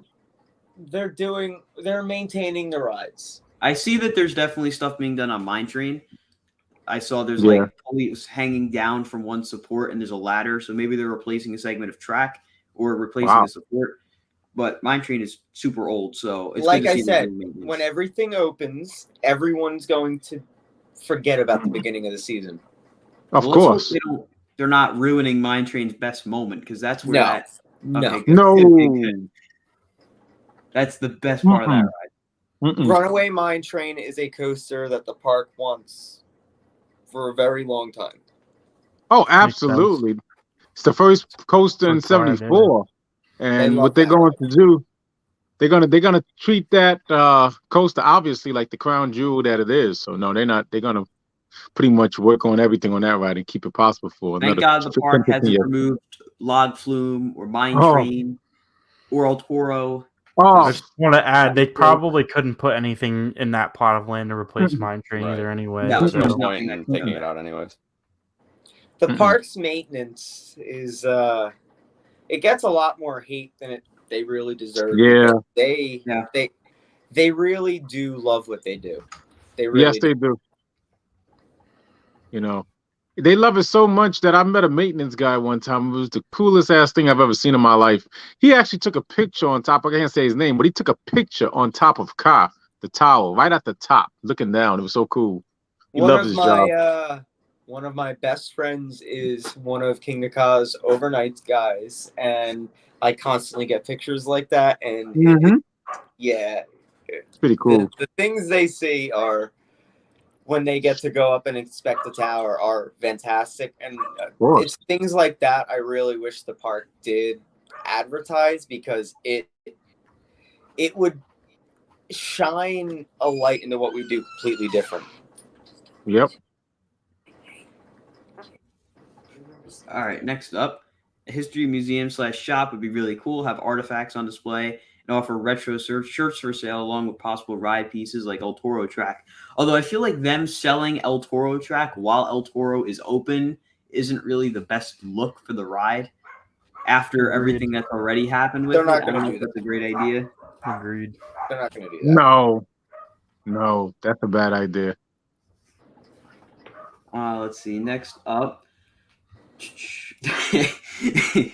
they could also sell Toro track for a pretty penny to keep up beautification repairs. I mean, hey, if they gotta do what they gotta do. I sure hope SEAL Team 6 isn't deployed for for spilling of integrated adventure secrets. I mean, they're not. I don't really think secrets. I'm really revealing anything that's a secret. No, Exactly. I'd say No, you're not. I think the only thing that I might have gone too far with spilling information on is Batman's overhaul, because I don't think anybody was really supposed to know it was getting a new brake system or a panel. So I didn't know. I didn't say anything about a panel. I didn't. You weren't my source on that. So I haven't actually heard anything about a panel. So Fair. I mean, Yeah. I don't think it's really a secret that Batman's getting an overhaul, though, considering it's 20 years old now. 30 years old. See, 30 my years old, question exactly. is, and this is an interesting question to ask because this hasn't happened to any of the Six Flags B&Ms yet. But what happens when it comes time their service life runs out? Like especially on Batman, are they going to give it like the Nemesis Hulk treatment, or are they just going to tear it down? I am actually curious at that too. That's not something I don't know anything about that, but I think the time is going to end up coming soon for one of the Six Flags parks to actually make a decision on that. I don't know for sure. Of course, this is just me speculating, but Batman is, I think, probably the first B&M you would see it at any Six Flags park. Not ours at all, because we absolutely love that ride. But I think one of probably the other originals are going to get it first. Well, I would imagine Firebird Yeah. is the first one that comes to mind because it's the oldest B&M. I didn't think about that. They're gonna That's a take good that idea. out. I mean, among the Batmans, though, the one that it's not Batman anymore, but the one that I would see getting taken out first would be the one at Fiesta, only because they don't have much space for land. So yeah. What about you and I, Colin, and your dad have had this conversation that we touched on. What about you increase the Batman, because there's space behind it, the Batman lift hill, of course, new track and all that, and make it tall. Maybe like a custom, like the Great Montu, and you extend the layout. Why would they do that? That is a roller coaster tycoon theory, if I've ever heard one. I would love to see that. No, listen, I love those custom B&Ms. Those are the best in the world. Montu and what's the other one? Afterburn. Those are great. What about Alpengeist? And Alpengeist. There you go. That's a good one, Sammy. Best. Oh, yeah. Oh, listen. 190 feet. Hell yeah. 195. That'd be awesome. Double the size of it. Alpengeist is in my top 10. So yeah, Alpengeist is one of my favorite coasters. One of my top inverts. Yeah, way up there. I think it is top my 50, favorite. Top 100. I haven't been on it in years. Every time I go to Busch It's Gardens, my it's top closed. invert. I love Would that be Alpengeist. possible? Alpengeist Cobra Roll is just out of this world. Oh, it's ridiculous. Yeah. But would that be possible to extend the layout, like make it There's taller? no reason to. Why would they do that when Physically, they it's could just possible, market but it they're as not going to. fixed it? What happened? Yeah. What you were saying? Like physically, you could do it, but like, there's no reason to do it. Yeah, I like the Batman the way it is, but that's just a thought, you know. Like physically, you can improve New Texas Giant and give it a better layout, but why? There's no reason. No, leave it. No, that you leave that damn thing alone. No, that's a great RMC. It's one of my favorites. I know, but I'm just alluding back to our point previously. There's no reason. Yeah, no, it's too great. But Batman's great. But if you leave it as we're gonna move give it on. the Hulk treatment. We're gonna move on to the next question here. Yep. Probably the biggest hot take. Mind Racer, Jolly Rancher Remix, and Blue Hawk, 3 Vekoma loopers I've been on, are not bad at all. I think it's crazy how you guys like Green Lantern, but not the Vekomas. Green Lantern I can agree with that. Green Lantern is not rough. That's the thing. I don't like... Here, Sammy and I had a very interesting experience on Jolly Rancher Remix over the weekend. Because Sammy's already, dealing with allergies. And I still have a long COVID symptom where my sense of smell is not very strong at all. It almost doesn't exist. So I couldn't really smell the scents anyway coming out of the flavor tunnel for Remix. Oh, man. So when we're on the ride, we were in the second to back row, which if you've been on a Vekoma Boomerang, the backwards vertical loop on that is just absolutely ridiculous. Yeah. So when we were going through forwards, of course, the vape just blasted out, and it got stuck in my throat, and I was like struggling to breathe because it was just so brutal. So then we go up, and then we go backwards, and then I get hit with the ridiculous G-forces of going through that backwards vertical loop. So I'm like practically, graying out, blacking out, and then I get hit with more flavor tunnel, whatever it is, and then I just like can't even breathe by the time I get back to the station. I'm just like, what is going on? I had that scent stuck in my throat for the rest of the day. It was awful. It was. I really like what they did with the ride. Like I like the lights and the rave setup and everything, but the flavor tunnel I could do without. They don't even have enough flavors in there. Just Do it without Oh flavors. my God. And I should mention, we got watermelon. It did not smell like watermelon. No. I got a great strong. Unfortunately, I have a very strong sense of smell. No COVID, thank God. And let me tell you something. I got only once in my life. That thing smelled like a cross between something burnt. It was disgusting. I had it for a second in my mouth. I'm like, oh hell no. I'm telling you. Wow. Okay. Yeah. So I'll be getting Blue Hawk at the end of the month. That's, You that's not see. It It's was funny. 'cause okay. I made the conscious decision to ride it in the second to back row while my dad and Tom rode it in the front row. They didn't like it at all. They thought it was brutal, and I thought it was pretty good. It was really smooth. Okay. I was a rode it fun, before intense the ride, vest, but and they it was thought it was awful. brutal. Once they put the vest on it, it's okay. I Yeah. do not mean to interrupt anything, but I do unfortunately have to go for now. Unfortunately. Zach, All right. thank you for joining us on Thank you, stream. Zach. Of course, Thank I you. absolutely hope we do this again soon. Yes. Yeah, definitely. yes, sir. All right. Yeah. I will talk to you guys soon. That's it. All right. See Have a good Take night, care, Zach. Zach. Good night. Hopefully I see Good you night. soon at the park. Yeah. All right. Next up, let's see here. I pray for a larger edition at Great Adventure next year for the Yeah. 50th anniversary. I do too. We all Well, Oh, Six yeah. Flags Fun, you had a pretty good streak back when Jersey Devil was in its rumor mill on Great Adventure history forums. You pretty much predicted it dead on. So maybe you'll be able to predict Great Adventure's 50th stuff dead on Yeah. too. That'd be great. For those of you who don't know, Great Adventure history forums back in like summer 2019 was absolutely booming with speculation on Jersey Devil. And Yep. Six Flags Fun literally got it dead on. Perfectly exact. The Raptor theme to Jersey Devil. Dead on. Yeah, So- no, he did really good. I remember seeing it the first time when he posted that. I was like, I wouldn't be surprised. Yeah. Nice. Yeah. Yeah. Guys, do you remember when back then, I'm sure you guys are connoisseurs like all of us, when they gave us in our email a choice between a B&M dive coaster, a Raptor, and I believe a launch coaster. You remember that in your emails, guys? One of the surveys. Which you're one talking did you about. pick? There was a Oh, survey. that you remember that. I probably picked the Raptor. I I picked the picked the Raptor launch too. coaster. I wouldn't I have think picked, I I would picked not the have picked Raptor. the I would not have picked the dive coaster for sure. No. I Which you think would I have picked? picked the launch coaster. Oh, you don't remember, Bob? I'd probably pick the launch coaster too because I thought it would be a Railblazer type thing. I didn't think it would be like a big one. Okay. Oh yeah. True me either. I never would have thought of the devil. Never. I would have thought of probably like Wonder Woman or Railblazer too. Yeah. This has got us out of left field. Would you agree, Colin? That What it was has that? got us that the Raptor, we thought it was gonna be a clone of the Railblazer and Wonder Woman. Would you have thought I that didn't Jersey think Devil so. I would have thought it been? was going to be a T-Rex. Oh wow. Well, that's a good one. That's a big one, yeah. It's a giant one. Wow. Nobody thought of it being like 3,000 feet Jersey Devil. No way. Yeah, honestly, my speculation at the time is I thought we were getting a West Coast Racers clone. So That's Oh, what that I would've been thought for a cool. while. No, those Until are I nice. started to put the pieces together for Yes RMC from the teasers Kristen did on the social media. That was really cool. Anyways, moving on. You guys think George's Scorcher will get converted down the road? I would hate it because it's my favorite stand-up. It doesn't No. need to be because it's so Heck no. popular So as it is. No, it's too absolutely great. not. It's a great not gonna coaster. it's not getting converted. Always a line. There's always a line for that.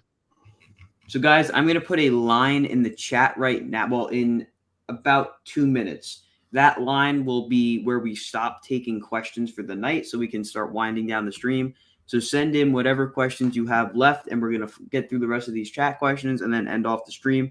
So at around 10:08, 10:09, I will put the line in the chat. So get your stuff in there now before the line gets there.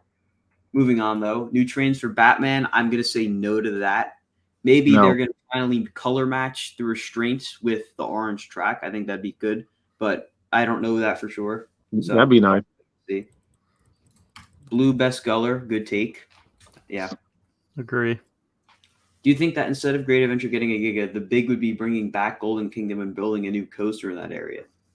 Maybe. See, this Hey, pertains maybe. to some rumors that I've heard, but like I said, I've heard so many things now. It's just like, what do you believe anymore? I've heard a Giga. I've heard nothing. I've heard a tilt coaster. I've heard a Premier coaster. I've heard so much different stuff. So, Yep. I've heard a lot about a tilt coaster recently.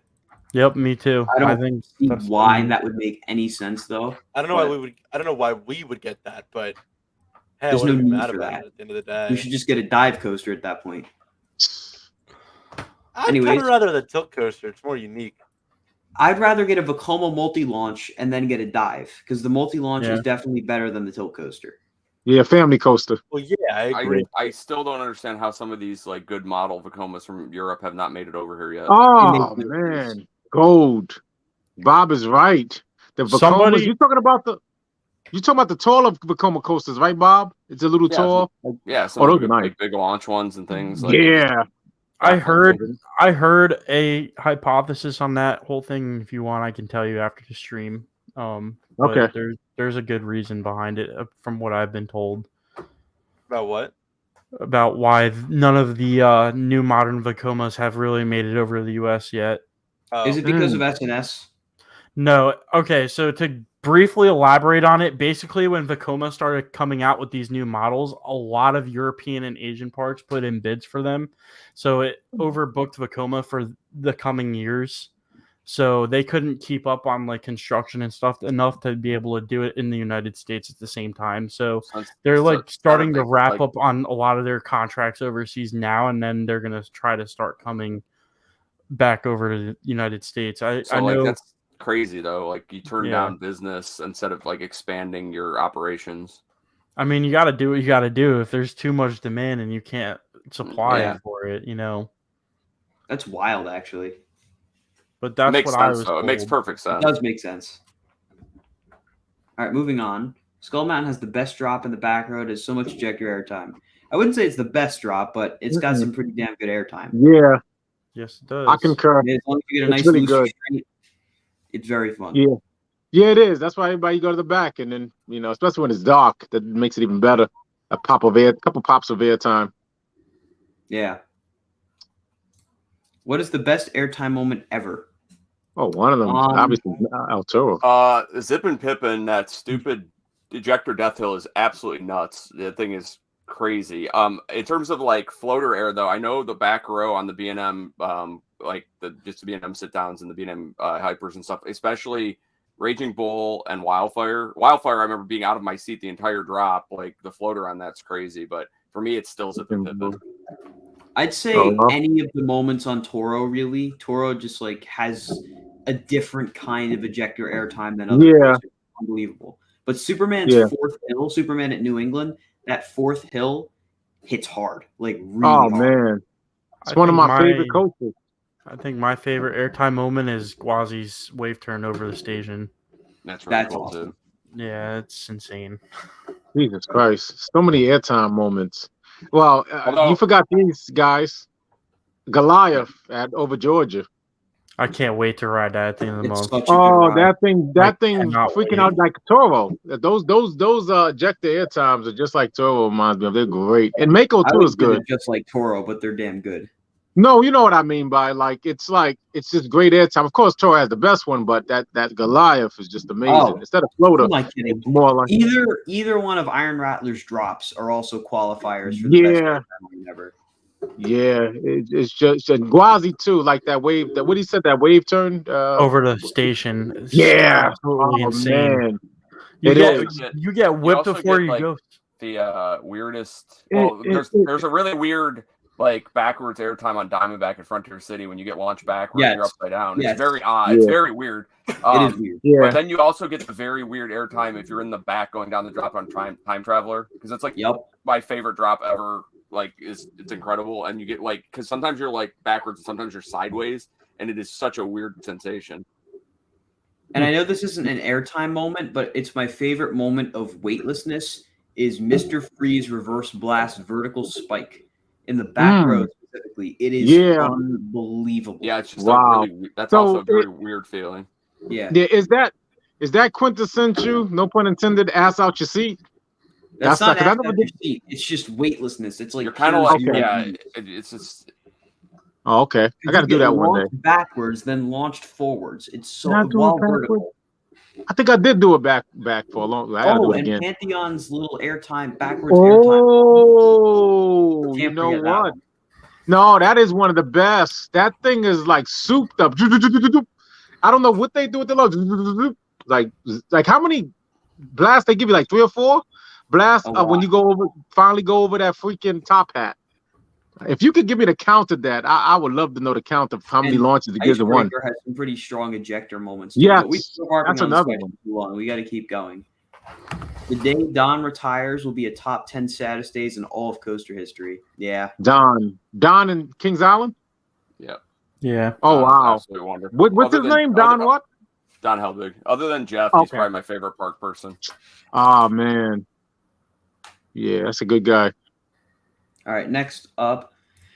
Do you think Hershey Park has the best coaster lineup in the U.S.? I think it has One the of them. most I think they have coaster lineup. the best, the most well-rounded is what I was going to say. Yeah. Yeah. Well, listen. Each of their go ahead. coasters, they're not the top of their class per se. Like Wildcat, I don't think that's going to be the best RMC. Sky Rush is in a league of its own. Candemonium's not the best hyper. You know, they're not all like the best of the best, but they're all really, really good rides. Now, you know, I've said this time and time again as an independent park. This is our Energylandia of the United States. No. I've said that once and I'll say it again. And it's going to get better and better for us because we have a B&M package. So we probably have like about 2 more B&Ms come to the park, maybe a dive or who knows if something else to be. Oh, maybe a wing coaster too. So you definitely have a triple package. I'm sure you know about that, Bob, with Hershey Park having a triple package with the B&M contract. Did you hear about that? No, I haven't, but it doesn't surprise me. Yeah. Would you concur, Colin? Did you hear about that too? I'm pretty sure it's a double. They're getting a dive. Okay. You got a lot of room right next to Candemonium, guys. You see that all the time. I think they should move the water park there and then start building up that area back there. There's a lot of room. Where would you put the water park? Right around Candemonium, like just give it its own separate park and everything. You give it that, and how much land do you think that would free up for a coaster? What type of coaster do you think you could put there in its place of the boardwalk? You could fit probably 2 to 3 coasters over there. The boardwalk's pretty big. Wow. Yeah. It's huge. Wow. And then you get rid of Tidal Wave 2 with that. Yeah. Oh, that's right. Oh, like, yeah. You just like you're freeing up a lot of space, and I think they could put a coaster there. They could put a whole new water ride there, a nice flat ride package. Like they could do a lot there. What's that thing called? That's in Power Splash. Power Splash. They could put a Power Splash instead of the to replace that splash down. Yeah, that'd be nice. Yeah, they need it because it gets hot. The next question here. Let's see. Why is Skyway closed at Great Adventure? I'm assuming it's staffing because it's closed on both ends, so they wouldn't have it open on one end and not the other because it's not Holiday Park. So that's my best guess.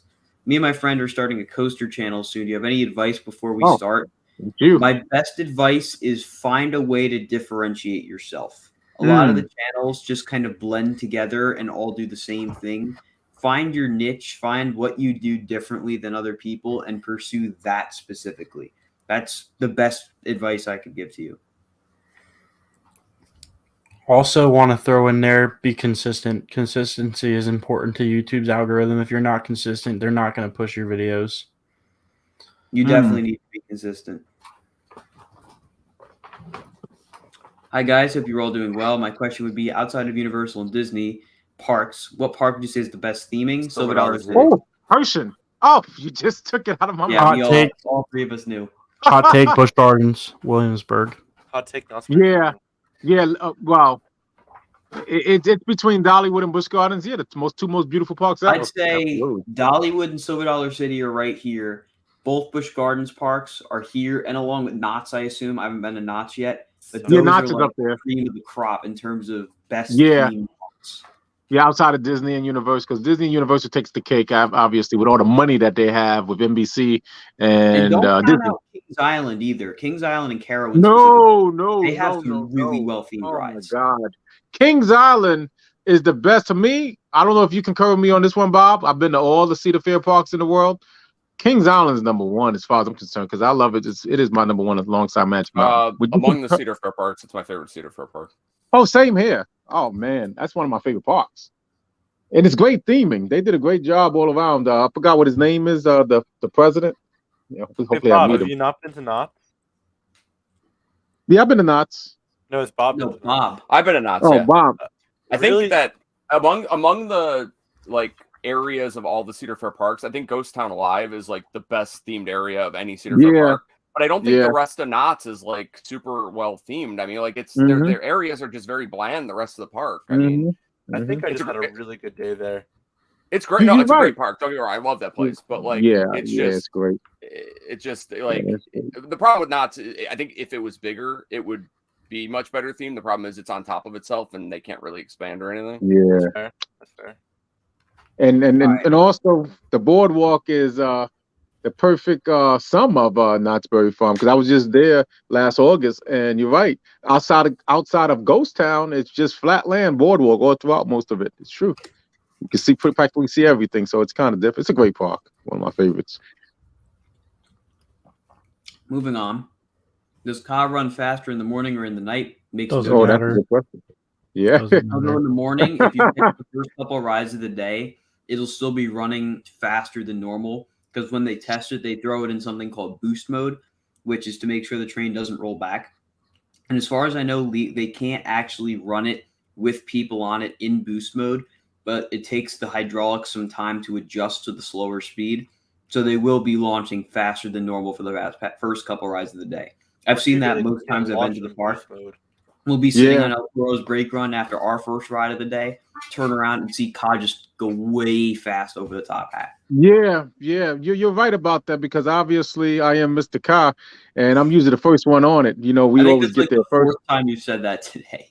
And no, I have to. I just love the ride, love the hell out of it. I was dying when we didn't have it 5 months. We got to get him a shirt made saying Mr. Ka on it. I am. Mr. If y'all can do that, I wear it. A blue one with Ka, well, green. Would you pay for it?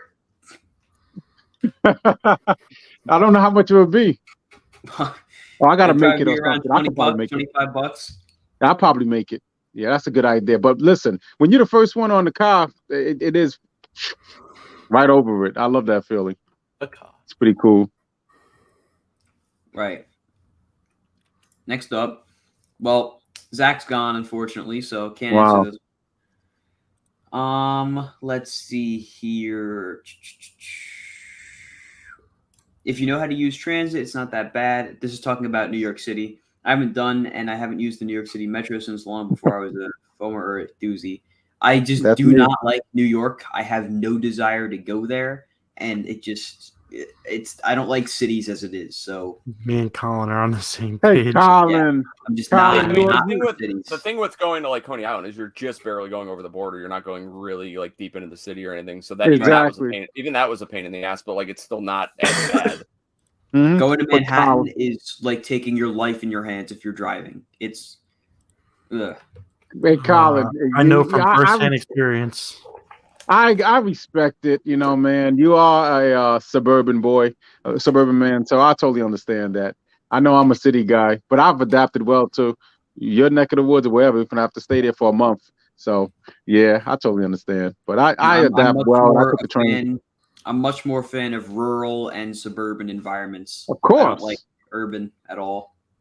That's great. So you that's peace. Yeah, most people do like to go into the suburban and rural areas after being in the city. I hate traffic and it makes me want to rage. So yeah, exactly. It's true. It's a pain in the ass, the damn traffic. I totally concur with that. I would do that because we're almost getting done with the questions. They have no more. This is about Batman. No more seats with 2 seatbelts. I asked, and they said they don't have those anymore. Now every season. I'm gonna have to check that whenever Batman reopens, because as far as I know, it still has the larger seats. Same with Medusa, but it's not on every train. I've noticed it's different per train, so just keep an eye out for that. Let's see. They also could have worked in a system whereas they don't need the 2 seatbelts in order for it to qualify as a bigger person seat anymore. Anyway, exactly. That could also be something. All the bigger person seat is just higher over the shoulder restraints, if I'm not mistaken. Yeah, they can just, make the seatbelt lengths longer and make it 1. Yeah. When is Nitro reopening? We said this earlier in the stream. It should be open at some point this week. Six Flags America is in trouble. The park was still empty, even with 2 sections being closed and 1 train ops. If the park really was empty, that is a bit of an issue. And Six Flags America, they don't have as strong of a fan base as Great Adventure. So the people going there probably don't know much about what's open, what's closed anyway, because Superman Ride of Steel is closed right now. So I don't know. I hope that Six Flags America does wind up coming back from whatever situation they may be in. They have a new GM who's very much so like Jeffrey Siebert, and he seems to be very interested in improving the park. So Oh, props to him for what he's doing, and I hope the park can get better. What do you think yeah. the best coaster Hershey Park is? Easily Skyrush. Yeah, Easy. Skyrush, no question. I love Play Storm Runner. I love Storm Runner, but Storm Runner Runner. is great. I'm kind of ticked I didn't get to ride it this weekend, but Ah, I'll get on it eventually this year. it was closed. Damn. I thought No, it was it open. had was one running train one- op it and a was full queue awful. all day. Oh man. Nah, But you can't even get the pass for that. Don't matter. You still gotta wait in that stinking line. Yeah, it's horrible. Skyrush is a whole nother breed. It's back It's good. row, left wing. the running coming fast. out of that first drop is ridiculous. Yeah. Very intense. Die crusher. Not I when you will- know how to It ride it. never really bothered me that much, to be No, it honest. doesn't Okay. bother me. I will say I think Wildcat could be a contender though. Depends on how Wildcat it's is Skyrush paced. killer. Yeah, Yep. Wildcat's gonna be the best coaster hands down once it Depends opens in on the how summer. it's paced. If it's not as like paced like Air Force One or Gwazi, then maybe not. But Right. I have a feeling they're gonna pace it very well. I have a I'm feeling. excited for Wildcat to open because then no one's gonna be at Skyrush. Yeah, good. and the other everybody's Good gonna be point. over there. Hopefully they have it in the sweet start. I'm praying that they have it in sweet start. That'd be awesome. Well, it's all the way on the other side of the park. Yeah, just to get your one But- ride when I could be riding Skyrush 10 times in a row. Well, if they do that, then I'll just go right to my normal disco. Go run over there way before sweet start ends. I'll be over there. All right. Next up, is Justice League working fine again? Well, To a point, the blasters have been off for years now. So just when you ride it, you have to know that the blasters are not going to be perfectly calibrated. And the canisters in the second room are still not working, which kind of ticks me because I get a lot of my points from there. Usually I'd be pretty far above 300,000 on every ride. Now it's a struggle to crack 300. So I hope they can fix that. And the first room is very difficult to shoot in because the first room, they actually have changed the way the screen is. It used to be inverted and not have Harley Quinn, but I guess they've switched over to Magic Mountain's version of it where it's inverted and has Harley Quinn, but they didn't calibrate the blasters properly, so it's really weird shooting in there. But the fire is back on, which is nice, and all the like mist and everything works fine, so that's always good. I think Six Flags, I'm assuming Great Adventure, should get an LSM launch coaster like Joker's Jinx. Well, Joker's Jinx is an LIM launch coaster. It's a little older, but I think a modern version, like a modern Premier LSM launch coaster would be great. I love They Joker's really Jinx. need a coaster that has a launch that's not as ridiculous as King Ka. So I think something like West Coast Racers would be perfect for the park. Or even a Vekoma. Yeah.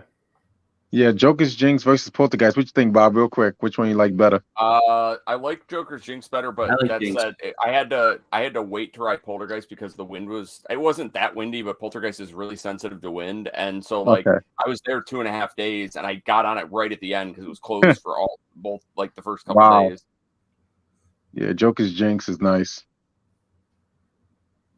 All right, next up. I'll let you guys answer this one because I've answered it a lot. Haven't been to the park in a year. Is the beautification project still in progress? Are the neglected areas of the park getting attention? Little by little, it looks like they are. I think the beautification project is still in progress. Are some of the neglected areas of the parks getting attention? I think there are still a few neglected areas that could really use attention that aren't getting it. Like specifically, like the walk path to King Ka and the Golden Kingdom. Like there's a lot of overgrown bamboo and stuff around that area that I think they could take care of, and maybe contain a lot of that landscaping a bit better than it is now. But other than that, I think they're doing a good job on the beautification stuff. Yeah, I'd agree with everything that Austin said. All right. Well, we do have one or two. Well, it looks like just one good question after the line, so I'm going to answer it. Then we'll wind down the stream. This one comes from Park Visions. What do we think Busch Gardens Williamsburg will be getting for 2024? So I'm going to answer this one real quick. I'm pretty sure. Well, not pretty sure. I think it'd be smart and make the most sense for them to get a ground-up RMC hybrid after they just worked with RMC for Gwazi, and Gwazi has been a gigantic success. I mean, people are pouring into the queue for that thing. I think Busch Gardens could really use a coaster like that. Well, Williamsburg could really use a coaster like that. And to theme it after a really iconic defunct coaster would just be a perfect combination. Well, I guess that's a Yeah, Trucker Fire rumors. Yeah.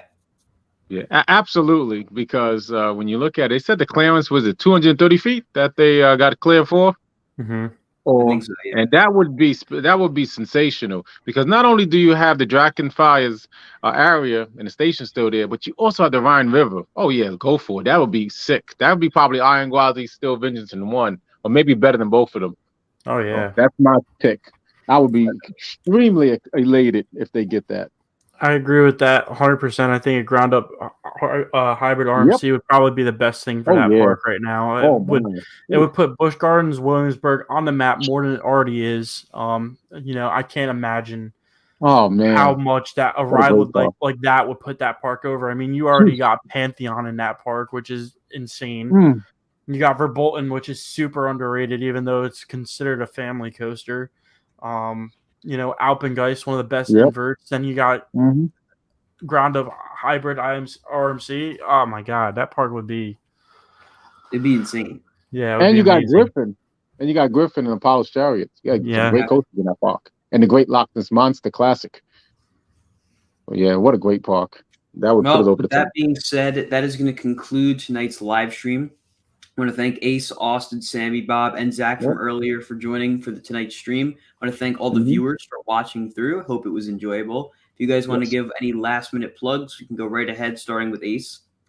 Hey, guys, you can reach me at Ace Car on Facebook. And Instagram. And I'm often at Great Adventure, so as Mr. Car. You can reach me on Instagram and YouTube at Derailed Coasters. I upload Mondays and Thursdays, and I visit Great Adventure quite frequently. Go ahead.